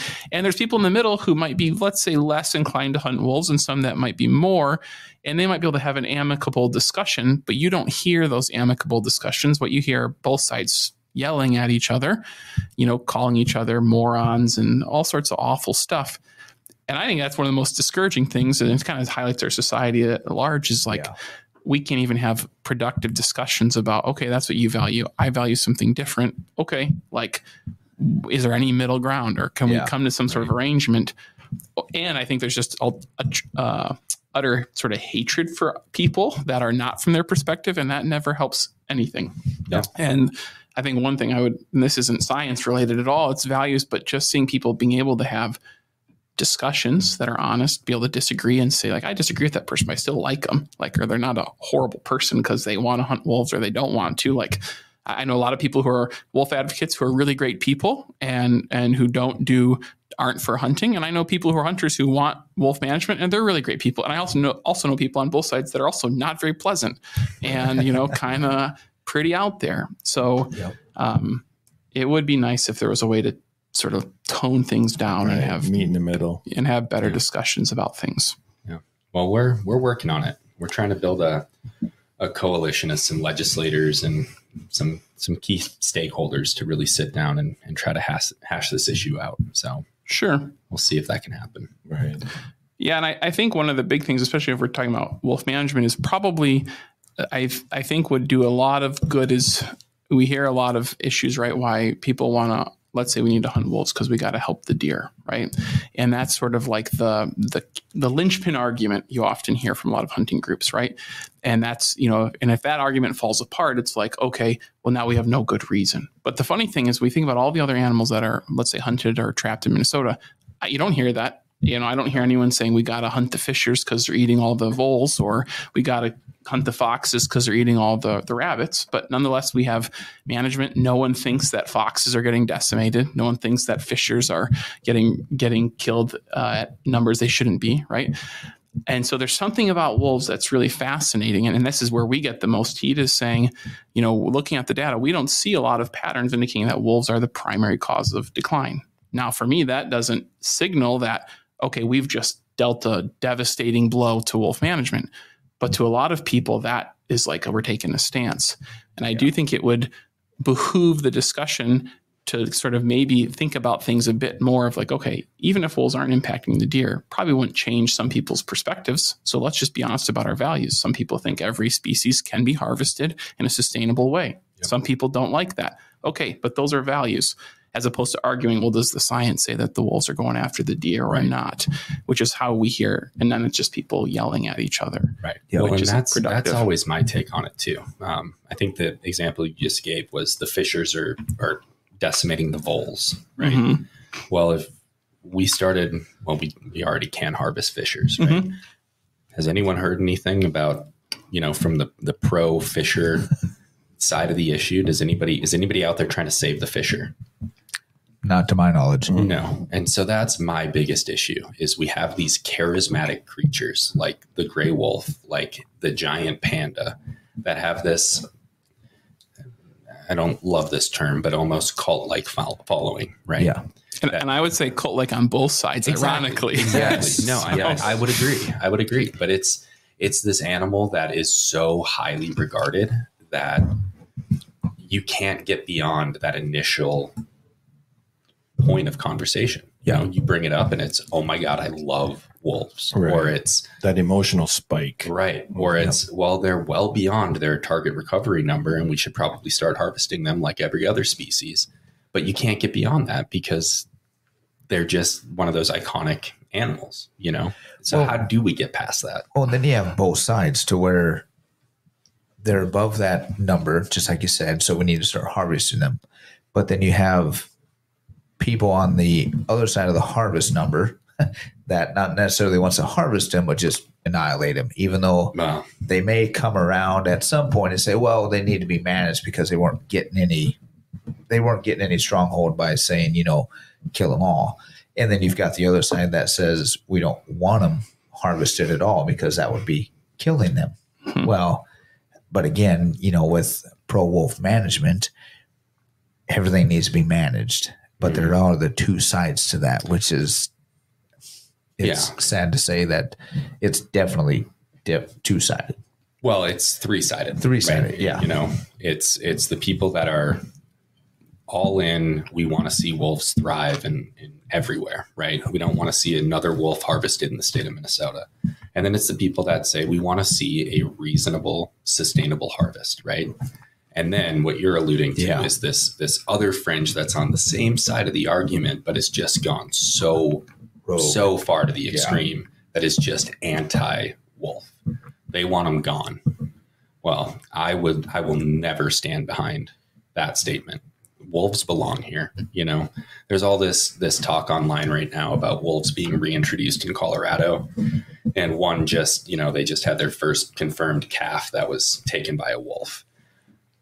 I said this last time, I'm probably going to get shot for saying this. I'm glad wolves are back in Colorado. They belong there.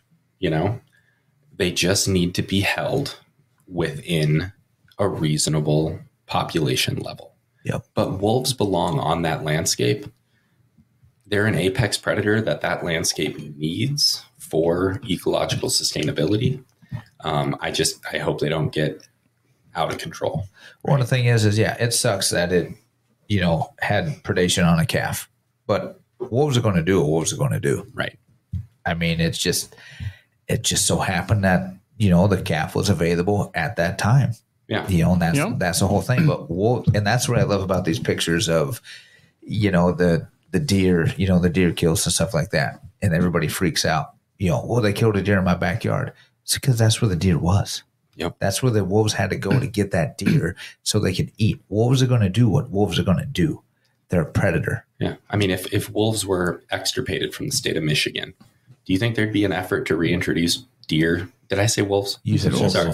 If deer were extirpated from the state of Michigan, do you think there'd be an effort to reintroduce deer in Michigan? Oh, 100%. And that should happen because they belong there. And then that's as soon part as they, of and, the circle of life. And as soon as they Thank you, eat Lion King. Susie's apples, we got to get rid of the deer.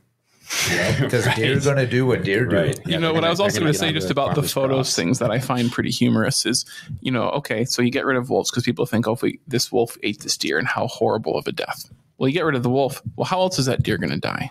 Right. Because then let's see some photos of that. It'll die of starvation or disease.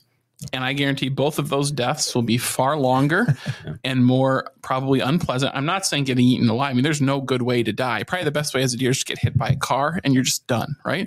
But I think it's sort of a buddy fall off a cliff. That seems like a pretty cool way to go. I'd make it into sausage. That's one way. But I do think it's one of those things where those things are meant to sort of generate, let's say, emotional responses. But then it's like, well, what's the alternative? Like deer don't just magically like, oh, they were sleeping and they just went to bed and they never woke up. Like, life isn't pleasant. And that's true of wolves as well. I mean, I think that's one argument you hear from folks who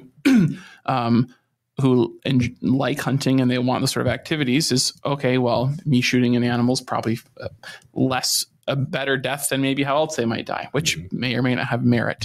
I do also think, though, and this is where, and I'm totally understand if I disagree with you guys about this, but I don't think that the idea that wolves that there's too many, I think is it's a social construct as opposed to a biological one. Like we have as many wolves in the state of Minnesota as there is food to support those many wolves and as much habitat.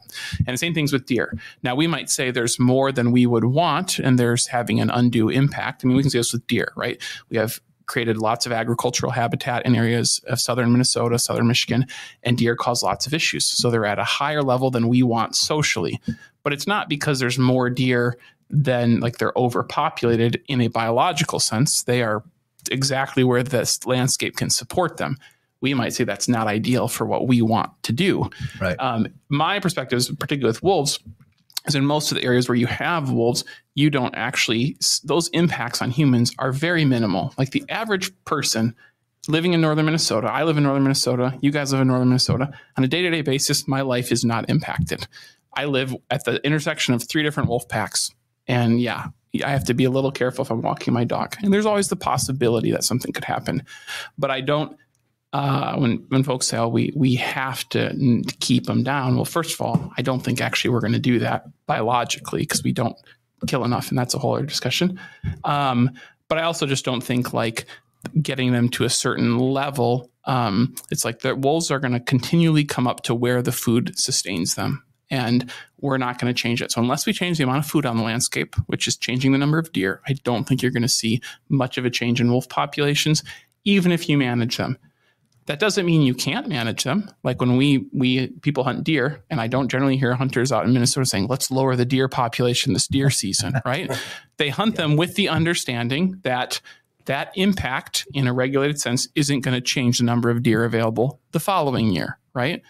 And for some reason, and my point with this sort is just like when we think about management, sometimes folks think of wolves as like they're this totally different species, but really management is not dissimilar to how we manage other species, right? Where there's a certain amount that could be harvested, the population can compensate for that, and the next year you have that same number or maybe more because there's still enough habitat, food, et cetera, that can support that number or more. Right. And I think that's the case with wolves. Well, and we've got the wolf plan now, that sets that range between 2,200 and 3,000 wolves. Sure. And we are at the upper end of that target population. So if we're going to stick within the wolf plan, it's time to start a modest harvest at least. I would say it depends on your interpretation, and that is my interpretation, and that's fine. And I'm not saying this is like taking a stance. I just think based on my understanding of the wolf plan, right, that is an option, right, of management, and there's obviously the option of no management. Certainly, they laid out, I think it was 10 to 20% harvest in the range the population's at, right, and I suspect the reason why is because wolf populations can. A lot of work has shown that they can sustain that level of harvesting and remain at the same level. Correct. Yes. And this is, again, kind of coming back full circle to the idea of I think if you want to talk about middle ground, right, a lot of from the hunting community, what you hear a lot of is we got to start shooting them, hunting them so we can drop their population. And that obviously triggers a lot of ire on the other side that say, we want that number of wolves. That's what we like. We want them around. I think the discussion would be a lot different if it's like, hey, we want to harvest wolves because we can sustainably. And we're also interested in keeping the population pretty stable at that level too. I think you'd have a lot of people think about that a lot differently than we're going to get rid of the wolves so we can help the deer, even though there's not a ton of evidence that that's going to do anything for the deer. And then it starts this sort of cycle. And again, in my perspective, that's not taking a pro or anti wolf hunting stance. It's just kind of like looking at the data. I think that speaks to how you stay to the middle, because the folks on the other side are saying the exact opposite, in that if we have even a modest wolf hunt, we're going to decimate the wolf population, and they're going to be, back on the verge of extinction or extirpation in the state of Minnesota. Yeah. And I certainly don't think that's the case. Right. And we can even look at just, let's say the number of wolves that are removed for depredations every year in the state. Clearly, it's about on an average 150, 200 wolves are removed for causing livestock issues every year. Yeah. And that's been the case for a decade at least. And populations remain pretty stable. Yeah. And I think it kind of cuts both ways, right? And I think that's the challenge, right? Is there's a lot about that shown that the research that shows, yes, we can sustainably hunt and trap wolves, right? And the population will remain relatively stable. But it also shows that hunting and trapping wolves doesn't really change population size. And so the idea that, we're going to hunt wolves to help, let's say, the deer, is also a pretty weak argument, I think, biologically. Yeah. And so that's where I come through. And I understand that people might have different perspectives, but just looking at the data, I have yet to see any convincing evidence that says, yes, if we start hunting wolves, I'd say at a sustainable level, that's going to really make much of an impact. Right. And so let's put population size aside. Mm-hmm. Would hunting wolves again change wolf behavior in a way that would affect human wolf conflict? Like, would they redevelop a fear of humans? So I doubt you'd see any change, in part because I think most wolves already, there's the sentiment that, wolves aren't experiencing, they've lost their fear because they're not getting shot. Well, I'd say let's think about this on a practical level. Just think about it mechanistically. A wolf is in the woods. It gets shot. How do the other wolves know, oh my gosh, a human shot that wolf? Really think about it. How do they know? Well, right? If Dean's shooting at the wolf, he missed. There's a and lot now of it's scared us. And so I think just on a practical level, it's like you have to think about, okay, how does that knowledge get transmitted? You're assuming almost a super animal-like quality to wolves in those instances, right? Where they somehow get this understanding from a small proportion of them getting removed. And also assuming that because we've now that they've not been under that kind of pressure right now. And again, we've had, let's say on average, 200-ish wolves removed by wildlife services for depredations. That's almost 10% of the population annually, right? So 1 out of every 10 wolves or so is getting killed already, right? Supposedly. No, don't be going concrete on us. No. Those government numbers are made up. We got 30,000 wolves. 30,000. That's not 1%. That's right. And so then I think you also think about too, we know there's wolves that are poached. And that's probably not an uncommon occurrence as well. And so like we can say from our work, I haven't done an assessment for a while, but I'm guessing somewhere between the 5 to 10% are probably illegally shot. We have wolves that get that, and those are the ones that are killed. You can imagine there's lots of stories of wolves that die later, and then they do necropsies and find lead fragments in them and things like that. So I think the idea that wolves have lost their fear of people and now we're going to instill that through hunting and trapping, I think is kind of bogus in some sense. And I say this as someone who spends a lot of days in the woods from April to October. I've had a lot of close wolf encounters and a lot of days with no wolf encounters. And it's easy to look at one observation and say, see, they've lost their fear, right? And that taken out of context, I think, can make it look like there's an issue when there's really not any. I don't hear people saying with a lot of other species that we don't, let's say, hunt, say, they've lost their fear. Do you hear people saying with, I'm trying to think, let's say lynx. Do you hear people saying, well, that lynx stood there, just stared at me? And lynx do this a lot, right? They'll just sit and watch you. But no one's sitting there saying that the lynx is going to attack them. And we haven't had... Yeah, but we hear about, I'm a trout fisherman. Right? Sure. We hear about high pressure trout. You got to be perfect if you're going to catch trout that get a lot of pressure. Sure. Right. So they do spook a little easier. But some do. I would really need to see some evidence that supports that, because in an area where we have a lot of high density, let's say wolves, we don't ultimately see that many issues where wolves are showing, let's say, no fear, right? At most, maybe an incident or two, but it isn't like, I mean, with the number of wolves we have, you should have issues all the time because they're around people all the time from our collar data, and yet we don't see that. So I would just need to see a lot more compelling evidence than, hey, someone has their flip phone and some wolf was doing something that looked like they didn't seem to care about that person. Yeah. Okay, that is interesting. Does that happen all the time? Not really. So, well, couldn't it be a learned behavior though? Some could be, and there are legitimate instances where wolves do get habituated to people, and that is a concern. And those animals, I don't think there's any way you can change that behavior, and they should be removed, in my opinion. And a lot of times that happens from people feeding wolves. And we've had this in our area happen, where this happened 2 years ago. There was a wolf on the side of the road, and it was hanging out there all the time. And we put on our social media photos, someone in a chair, and this wolf really didn't show, I would say, fear, and told people not to feed it. Well, guess what? People start throwing food out. Someone on our project watched people throwing food, and this wolf was approaching cars and doing things. That is not normal behavior, and that should be a problem. One incident, though, of a wolf standing on the edge of a road, not seeming concerned, is not, to me, evidence of that wolf has lost its fear. Right. Well, I mean, the same can be said about bears, in springtime when we put out bird seed. I feed the birds in my yard, and I've got a bird feeder, and, there's times when I start seeing bears come around, I'll feed, less bird seed, but I've had them on my front porch, right to my front door. Are they not afraid of people? I don't think that's the case. I think they're just, they have other motivations. They're hungry and they're inquisitive, and they're like, hey, what's this? Yeah. This kind of a cool porch. I'd like to hang out on it. I mean, I hang out on it too, so why wouldn't a bear? And I think that's a great example, because bears are harvested every year in Minnesota, and we still see those incidences that are happening. And it's probably because that's what bears do. They're kind of curious. They want to see things. When things are novel or interesting, they're going to be sitting there and they're going to kind of like, or if there's food involved. Right. And I've stepped out the door and hollered at them. They take off. 10 feet away at the bottom of the steps, I holler at him or her, and it takes off. So, I mean, there's no difference. Right. Sure. Well, and kind of going back to what you were saying before about, the federal trappers, they don't like to be called that, wildlife services. Wildlife services. Coming in, as well as people illegally harvesting wolves.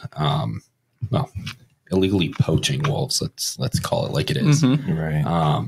And not really seeing a difference. And that's kind of inevitably where every conversation I have on this issue brings us, is back to an economic issue of us spending taxpayer dollars for wildlife services to come in and do this work that otherwise Minnesota could be turning a profit on, to go back to habitat and wildlife conservation should there be license sales. Mm-hmm.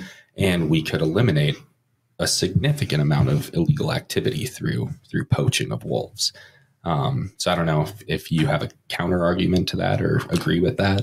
So I think there's two things. The one is, and this is one thing that I think is, I can totally understand as someone who's a rancher, has, let's say, problems with wolves that are going after your livestock and not being able to deal with that problem immediately. And we work with a rancher in our area who's had just lots of wolf problems for a long time, and can understand the frustration of not being able to do that.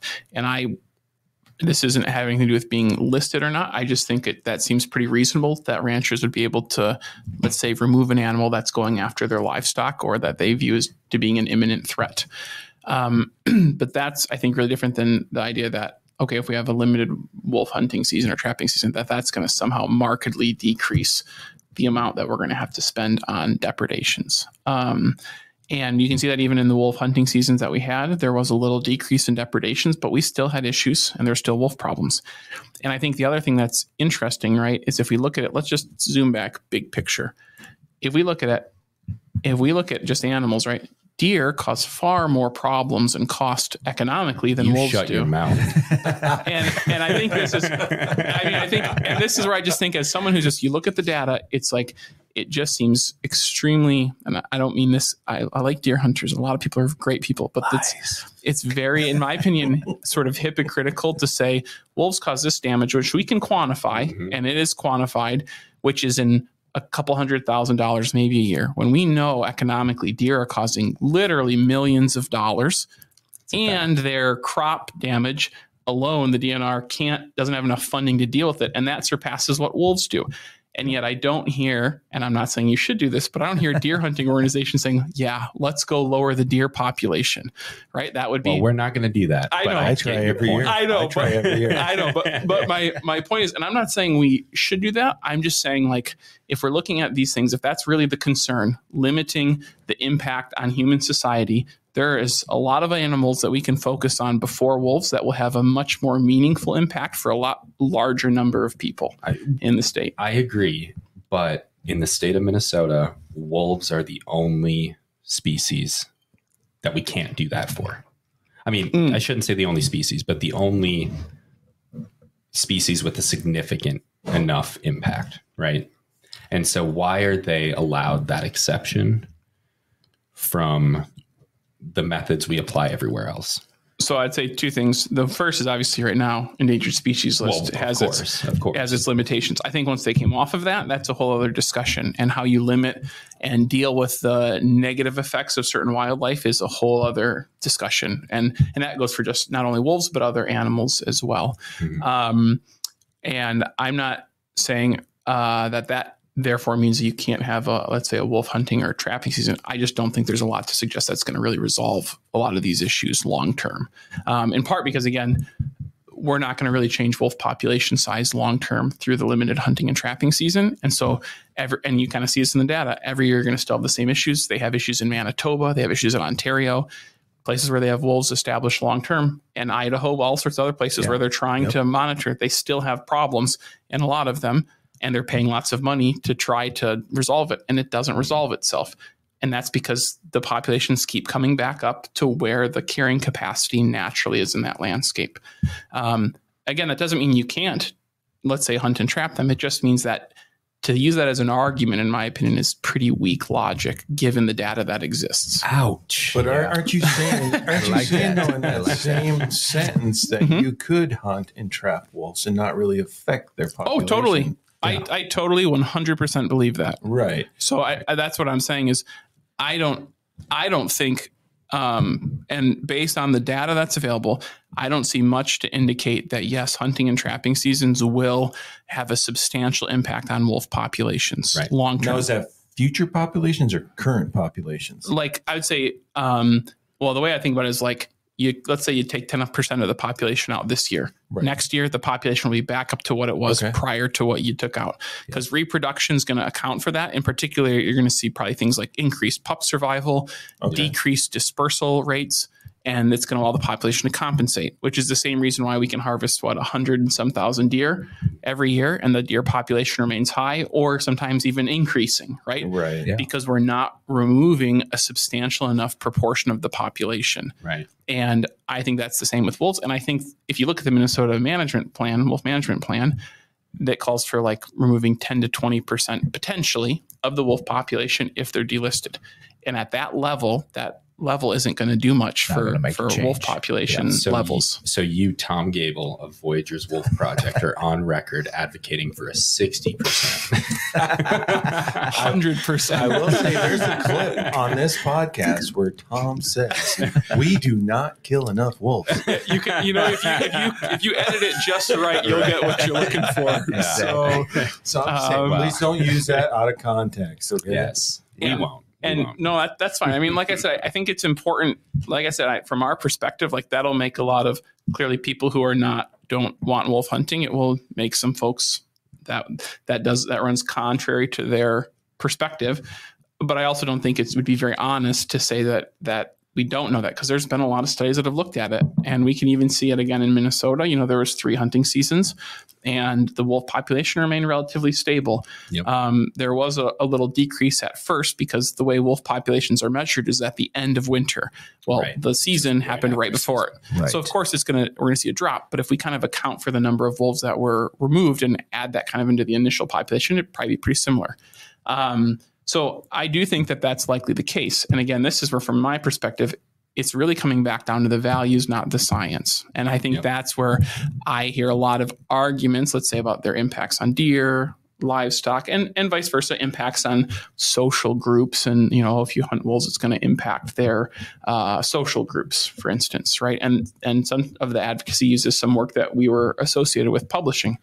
And from my perspective, it's like, if we hunt wolves and you take out the parents of the pack, that's probably going to have an impact on the social group. That doesn't mean we can't do it. We do that with other animals all the time. I'm not saying that.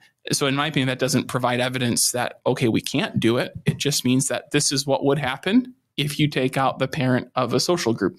The pack might split up. Doesn't mean the population is going to change a whole lot. And I think so getting back to this, I think there's a huge importance in qualifying where the edges of science are and then where our value discussions end up being.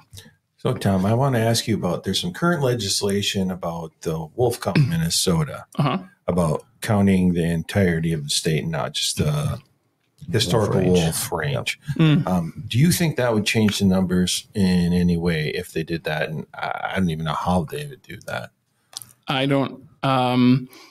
I didn't even know that was legislation. I'm sorry, I'm not up on it's, that sort of stuff. Representative Schultz. There's a couple of them now. I couldn't more than one too. Oh, yeah. Right. And so what's the goal? To basically just it would be a mandatory annual survey statewide, rather than the current established wolf range. And mandatory reporting when they kill people, I think, is in there. Seriously, I'm not even joking. I didn't know that there wasn't. I would assume reporting. That would be reported anyway. But thank you for adding that. They put Congressman. I think it's one was like periodically, the other one was like every quarter. Every time a person's killed by a wolf, the news has to cover it. I would think Tom would know that number. Oh yeah, it's like 50 or 60 bucks a day. Oh yeah, we got it. Dang interns, right? Keep going. That's right. I think that's why my wife's calling me right now, as she's being attacked. So I would say, I think I don't know how you. Aside from, I don't know how you study wolves in areas where, unless they're there, like the DNR right now, their method is, they collar wolves, they get territory sizes, they get pack count estimates, and then they estimate density. I don't know how you estimate the wolves if they don't exist there. Through that method, you could put out cameras, and that would be one way to monitor things. I think if you think about the number of trail cameras that are probably in southern Minnesota, where outside of wolf range, it's probably hundreds of thousands would be my guess, or tens of thousands at least. And there's not, at least on things like Wolf Report, you're not getting observations of a pack. And from our work that we've done, if wolves are in an area and you've got cameras out and there's enough people are going to get them on camera. Right. And there's probably going to be problems as they move into agricultural areas as well. So, I guess like you can add that. I don't really know functionally what you would do different, because it's kind of like, how much evidence do you need that they're not there? That's really the question. It's the question of like, how do you prove a negative, right? I don't know. Like I guess you can say you did it, but I don't think it would change a whole lot. Right. Unless there's something going on that just, I don't know, there's some lapse and somehow people are not capturing something. I just find that hard to believe, though, because wolves have such a big home range that they're going to be covering so many people's areas. People would see them. They would see tracks. They'd see scat. They would get observation on their trail camera, on their Ring doorbells, who knows what. Yeah. And that just doesn't seem to be happening right now. So maybe you pick up a couple wolves, but you're not really. You probably would get some lone wolves that are probably wandering, like the one that went to Iowa. Right. Likely probably meandered through Minnesota, I would imagine. Yeah. But, that's not going to, without it being a pack, the DNR already sort of accounts for the prevalence of lone wolves in the area. Right. And that wouldn't really provide much useful data, I don't think.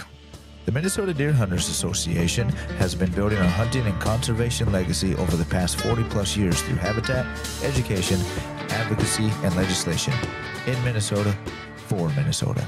All right, so Tom, we've been talking about, the wolf hunt and deer and everything. So what else do you guys have working on up there? Sure.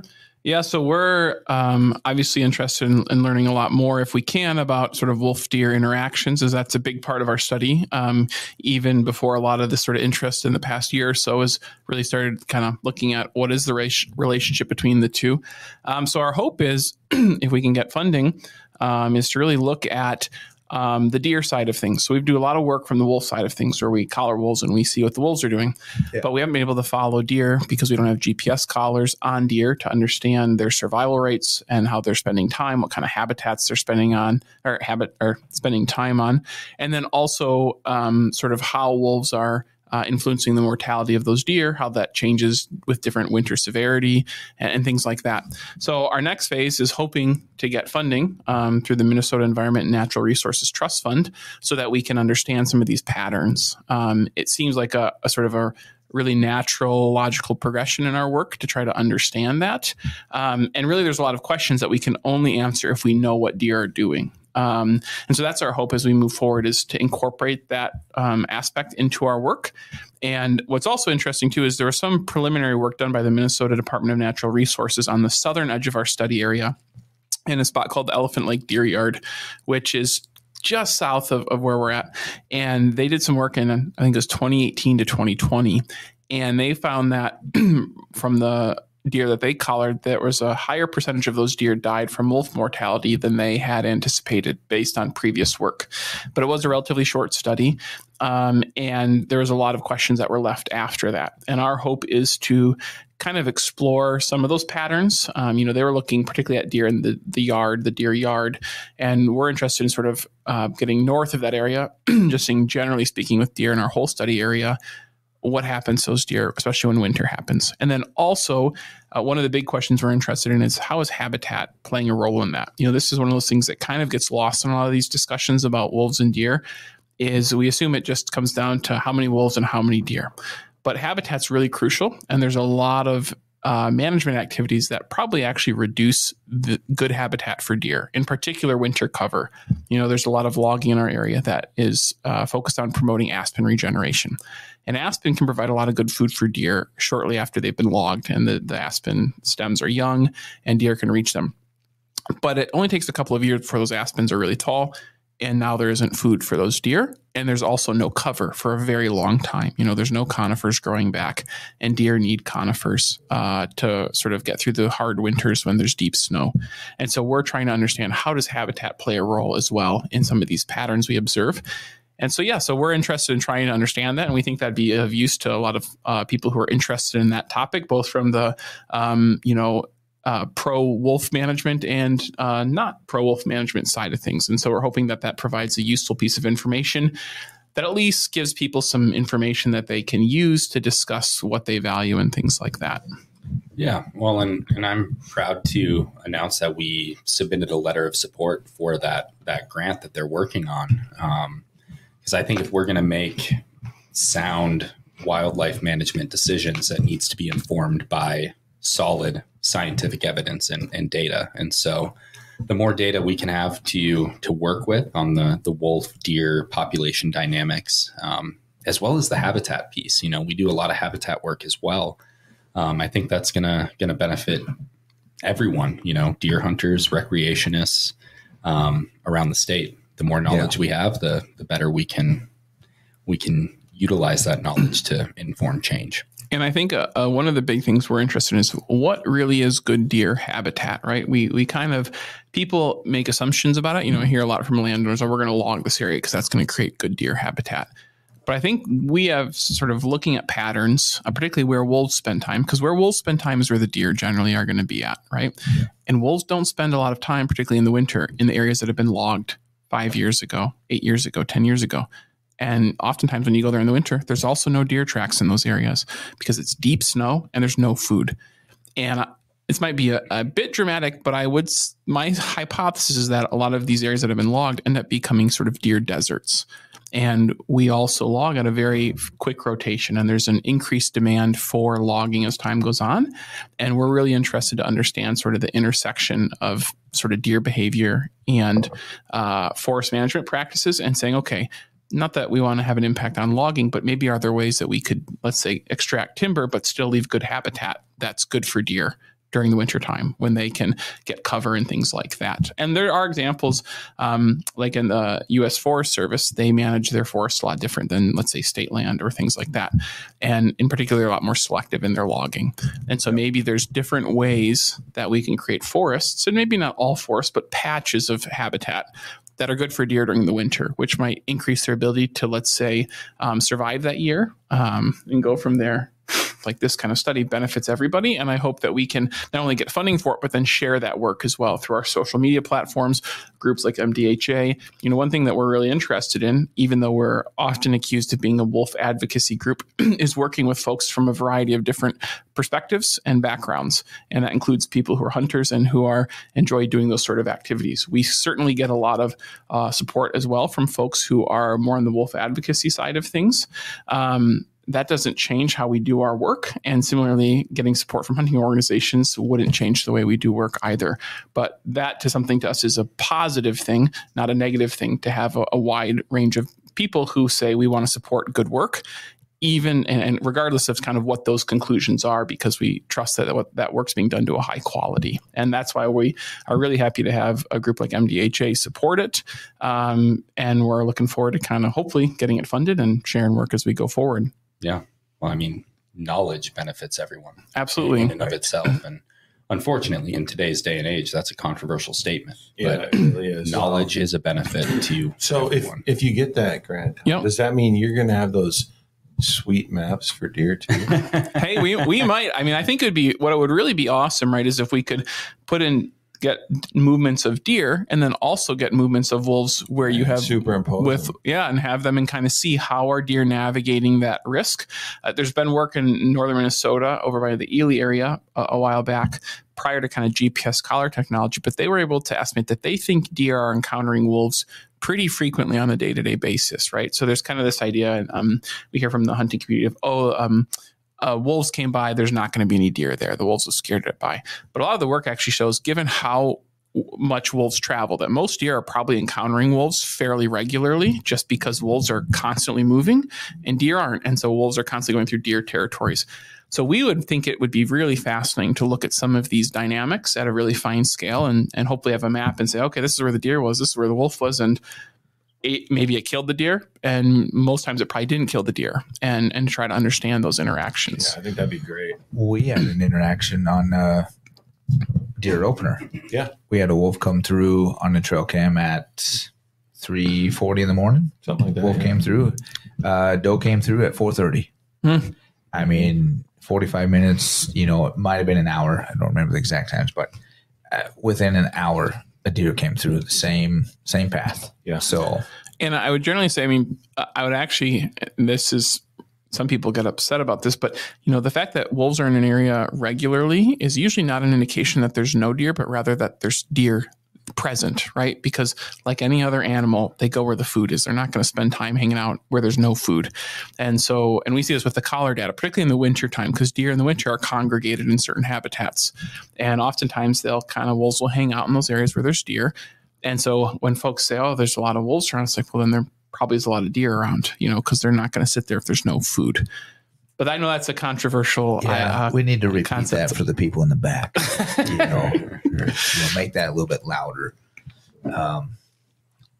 So obviously, we've touched on social media hate. I'm sure you guys, just as well as us, as MDHA, we get our own fair share. I'm sure you guys get just as much. Absolutely. If not worse. Because you guys post quite a bit and whatnot. So, yeah, we get a lot of, we have a lot, by and large, most people are very pleasant. I think it's hard not to focus on the comments that are really unpleasant, because those are the ones you remember because they're just oftentimes so unpleasant. I think one thing we've tried to make sure on our project is that we don't change the kind of information we share based on how much people do or don't like what we have to say, how much it, conforms to their perspective. And we share some stuff that offends people on both sides, or at least offends their perspective. Not because we're trying to offend them, but because we think, hey, this is what the information shows, and we're going to share that information, and we're not going to just show one perspective because that makes you happy. So for instance, this winter, we were doing a lot of work studying wolf predation and wolf predation on deer. And so we had some people who were really upset that we were sharing information, showing these kind of bloody images of predation events. And because it made wolves look bad, right? And our perspective is like, that's what wolves do. We're not going to not show that because that makes them look better, right? And we're not going to provide a sterile sort of image of, oh, they only do nice cuddly things. Now we also show the cuddly aspects when they have young pups, and young pups are cute, and everyone likes those kinds of photos. Even if you don't like wolves, there's just no way you can't see a young little wolf pup and say, okay, that isn't kind of cute. Yeah. And we get accused then of, oh, you're just trying to gin up support from the wolf lovers, right? And, that's not the case. We're trying to show a realistic perspective of what wolves are like. Yes, they're social animals. Yes, they have bonds. They have offspring. And you know what? They're beautiful animals. And I'm totally okay with saying that. And they also do things that are quite sometimes hard to stomach because they're kind of gruesome. Like we see it all the time doing our work day in, day out. They eat animals alive to live. Yeah. We didn't make wolves that way, but that's what they do. And we're not going to say, well, we don't want to show that because that makes people uncomfortable. We want to really show an honest perspective of what they do. And then aside from that, then things devolve quickly into all sorts of people accusing us of all sorts of things that, we're in the, when we got some funding from a chapter of the MBHA a while back, we were accused of being in bed with the hunters. And I could still find the messages we got from people who were adamantly convinced that we were a pro hunting group that was masquerading as biologists, and had people very upset about that. And then recently, of course, we've become now wolf advocates because looking at the patterns we see between wolf and deer populations, we don't see a real evidence showing that wolves are the primary factor driving deer population changes. So now we're wolf advocates. And in our perspective, we're neither. We're just trying to say what the data is showing us. And folks are welcome to present other data that contradicts what we're saying. But I think oftentimes what it is it just becomes personal attacks, or I wouldn't say personal, but project attacks, as opposed to actually presenting some argument that actually refutes what we're saying on a data level. And if someone comes up with data that says, hey, I've got strong data that shows your perspective is incorrect, okay, we're happy to look at that and consider it. We're not always right, but we're trying our best to get it right. Yeah. Yeah. Exactly. Well, and that's the nature of science, right? Absolutely. I used to teach elementary science, and I would teach day one. Science is not a knowledge base. It's a process, right? It's a process you go through. It's ever evolving, and it's going to change as we gain more information. And I think that's a really important too when we're thinking about wildlife management in particular, and the way wildlife populations work, right? Is people sometimes almost want to view science through a almost quasi-religious perspective, where it's that's what the science says, it's absolute truth. Yeah. And like Jared said, it's not absolute truth. It is our best understanding of the way things work at that moment. And that can adapt and change through time. We have evidence of this pattern today, but in light of new evidence, maybe we revise that perspective. It doesn't mean that we were being, let's say, deceptive at this one point. We were at that time saying, hey, that's how we thought it worked. And we've had moments, I've had moments in our own work on things that are very inconsequential, where I thought, hey, this is, and particularly with how wolves hunt and kill beavers, where I thought this is how it works. And then, we got more data, and actually, no, I was wrong with that, or that was a bad assumption. That's just normal. So and science is always evolving. It is always evolving. Data. And I think the only negative is some people then say, well, therefore it's always evolving, so you can't trust any of it. Right. Yep, and I think that's a poor way to view it. It's yeah, we might learn new information, but at this moment, that's the best information we have, because all of a sudden you can devolve in this argument, well, we don't know anything about anything. And then so hey, it's just gravity's just a theory. Right. Right. So I think it's important to note, it's a way of knowing, and we're going to, you're going to update it as you get more information. But at that moment, that's your best understanding of the way that system works. And let's say like with wolves, people have studied wolves a lot. They've also studied deer quite a bit. So we have pretty good understanding of those patterns, right? So our perspectives might change a little bit, but it's not like we're going to studying some new species that no one's ever doesn't know anything about. Like we have a pretty good understanding of, generally speaking, how these populations change and move. There's things we're trying to refine our understanding of. But it's not like, well, they just don't know anything. They're just guessing. You're not reinventing the wheel. You're kind of building on previous work and saying, hey, and a lot of the work we do confirms stuff that's been done or touches on a lot of those themes. And some of that's work that MDHA has supported like 20 years ago, 30 years ago, and like Glenn Delgidis was doing deer research and things like that. And I think that's one of the beauties of it, right, is understanding like, hey, we can do work now, let's say 30 years later, and it shows similar patterns, or it provides some more nuance to patterns that we thought were simpler, but actually, okay, it gets a little bit more complex. And those are what makes actually doing the work fun. Unfortunately, sometimes it's used as a wedge in discussions, but actually that's what makes science so interesting, is the ability to say, yeah, we didn't get it right that time, or we kind of partially had it, but we didn't fully have it, because no one ever has perfect information. Yeah. So we have to do the best we can with what we have. So how much are you selling the snake oil for?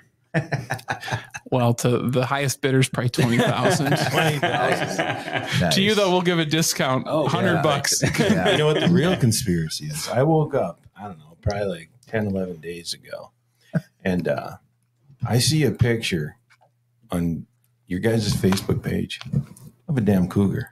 Oh, I saw that. And I'm like, oh my God, I'm going to share this. And I was like, and then all of a sudden, I started reading Bigfoot it in the background. Yeah. And I was like, that son of a, almost got me. I almost shared that. I read the same thing. But that's the best part. Who paid you to do that? So no, I do this. So every year, I love April Fools. Had to be Reamer. I love it because it highlights exactly in some sense, so I would say lunacy of social media, right, is what intentionally, right, this long post starts off real serious, right? And people don't even finish reading it, and then they start sharing it and whatever, right? And people say, it's leading to misinformation. It's like, okay, whatever. But it's so humorous to watch someone share it. They think, see, it proves exactly what I thought. There's a breeding population of cougars. And then they realize, oh, it's a joke. I literally got someone on Instagram who sent us a message and said, I'm so thankful for the work you guys are doing. Way to go. You're talking the truth, blah, blah, blah.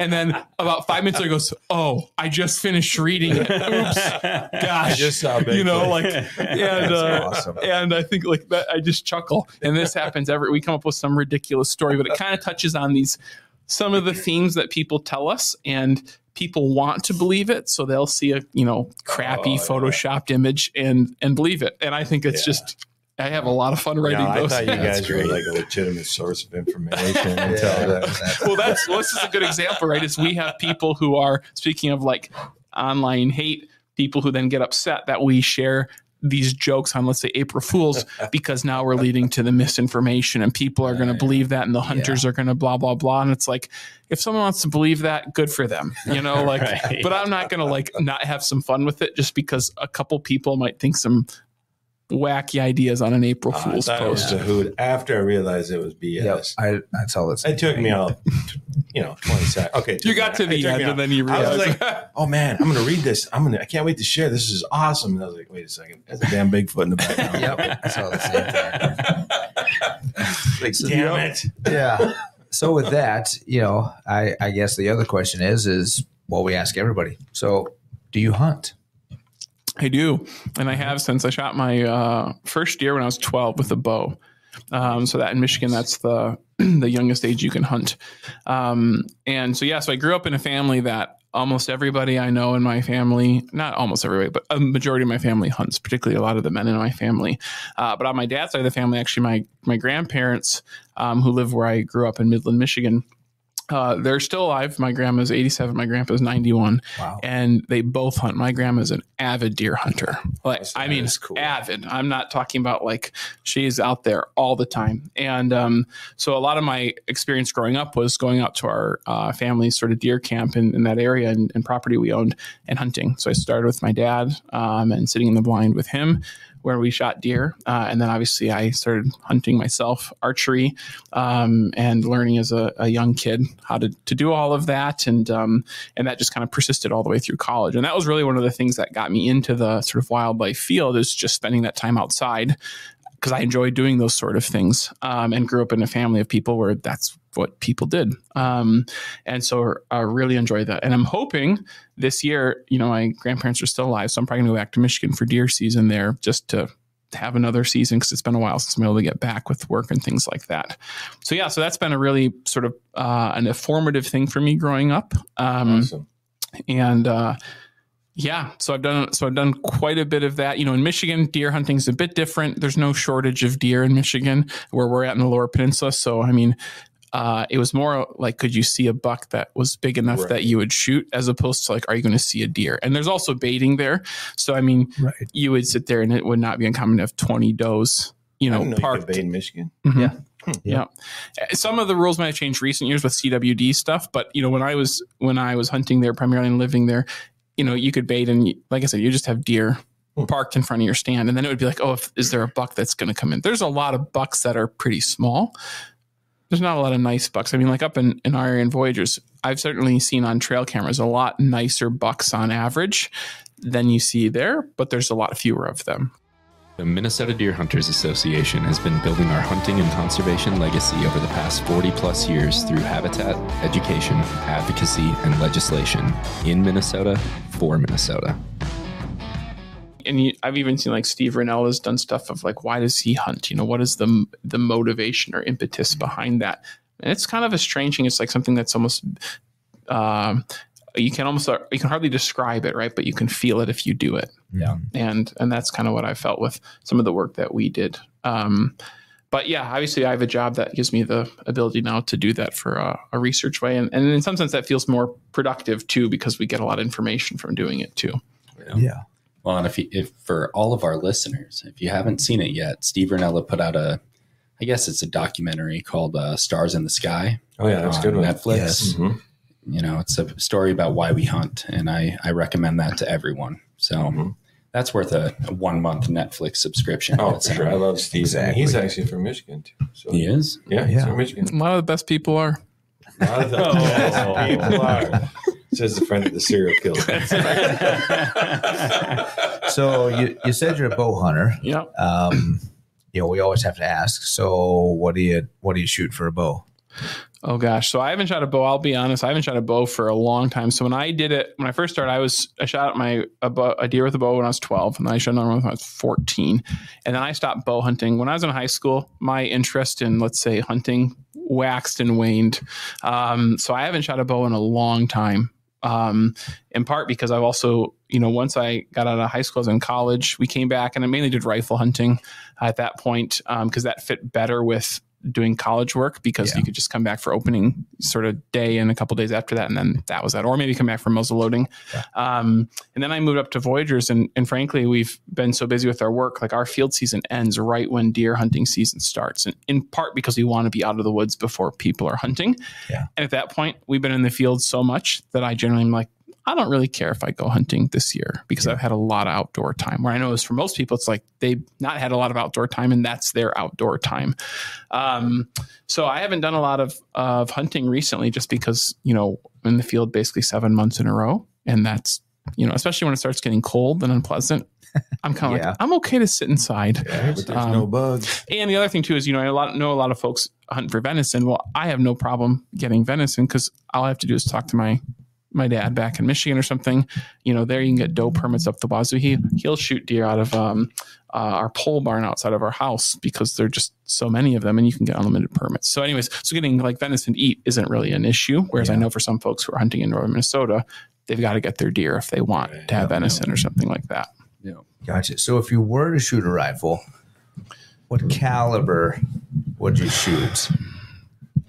6.5. No, don't say 6.5. I was going to say 30-06. That was the last rifle that I've got a deer with. So you don't think that's overkill for Minnesota? Because I've got one. That's just enough. I've got one, but I use that for long distance elk hunting out west. It just depends on your perspective, I suppose. So that's like saying you're wrong. That's everyone's opinions are valuable. Well, I like that. Except for Jared. All right. Fair enough. Fair enough. All right. I did shoot the 6.5. It was decent. I did. It was very nice. I didn't hit a damn thing with it, but it was decent shooting. I didn't miss with it. You did pretty good with it. Yeah, you did video really well. evidence of it. Yep. Actually, Dean was right behind you shooting a 2.23 the whole time. You didn't hit it. We got video evidence of that too.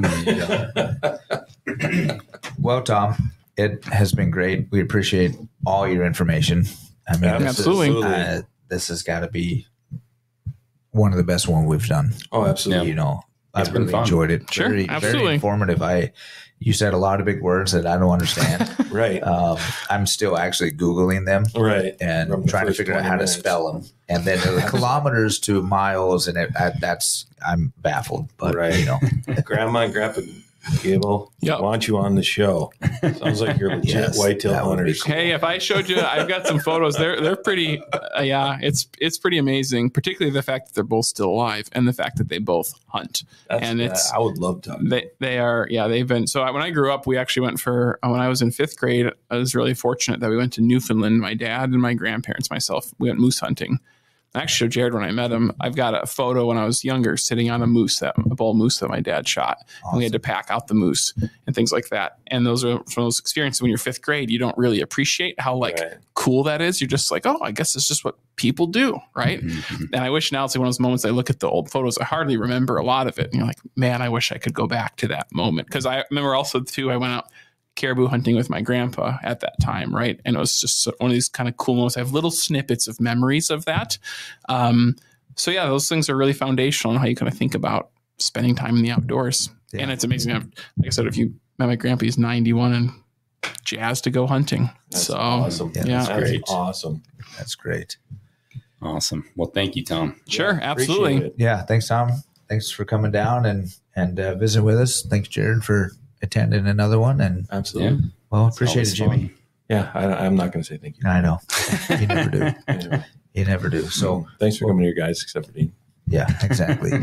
So next episode might just be a recap of Kansas since we haven't done that yet. All right. So hopefully next week or sometime we'll do that. And I don't know where the future will take us. Well, maybe Tom will come back again. Yeah. Hey, there we I'd go. love to come back. Yeah, that's All right. been Next fun. week, you heard him, guys. It'll be our new visitor all the time. There you go. Yeah, exactly. So Yeah, we'll make room for a cot for you too. yeah, Boom. there we go. We'll have to get bunk cots or something. There you go. Right Yeah. on. So awesome. All right. Thanks, guys. We'll All right. talk to you Thank next you. time. Awesome. Bye. The Minnesota Deer Hunters Association and Wolf Report proudly sponsor this podcast. However, please note that the opinions, topics, and guests featured may not necessarily align with the views, beliefs, goals, or mission of our sponsors.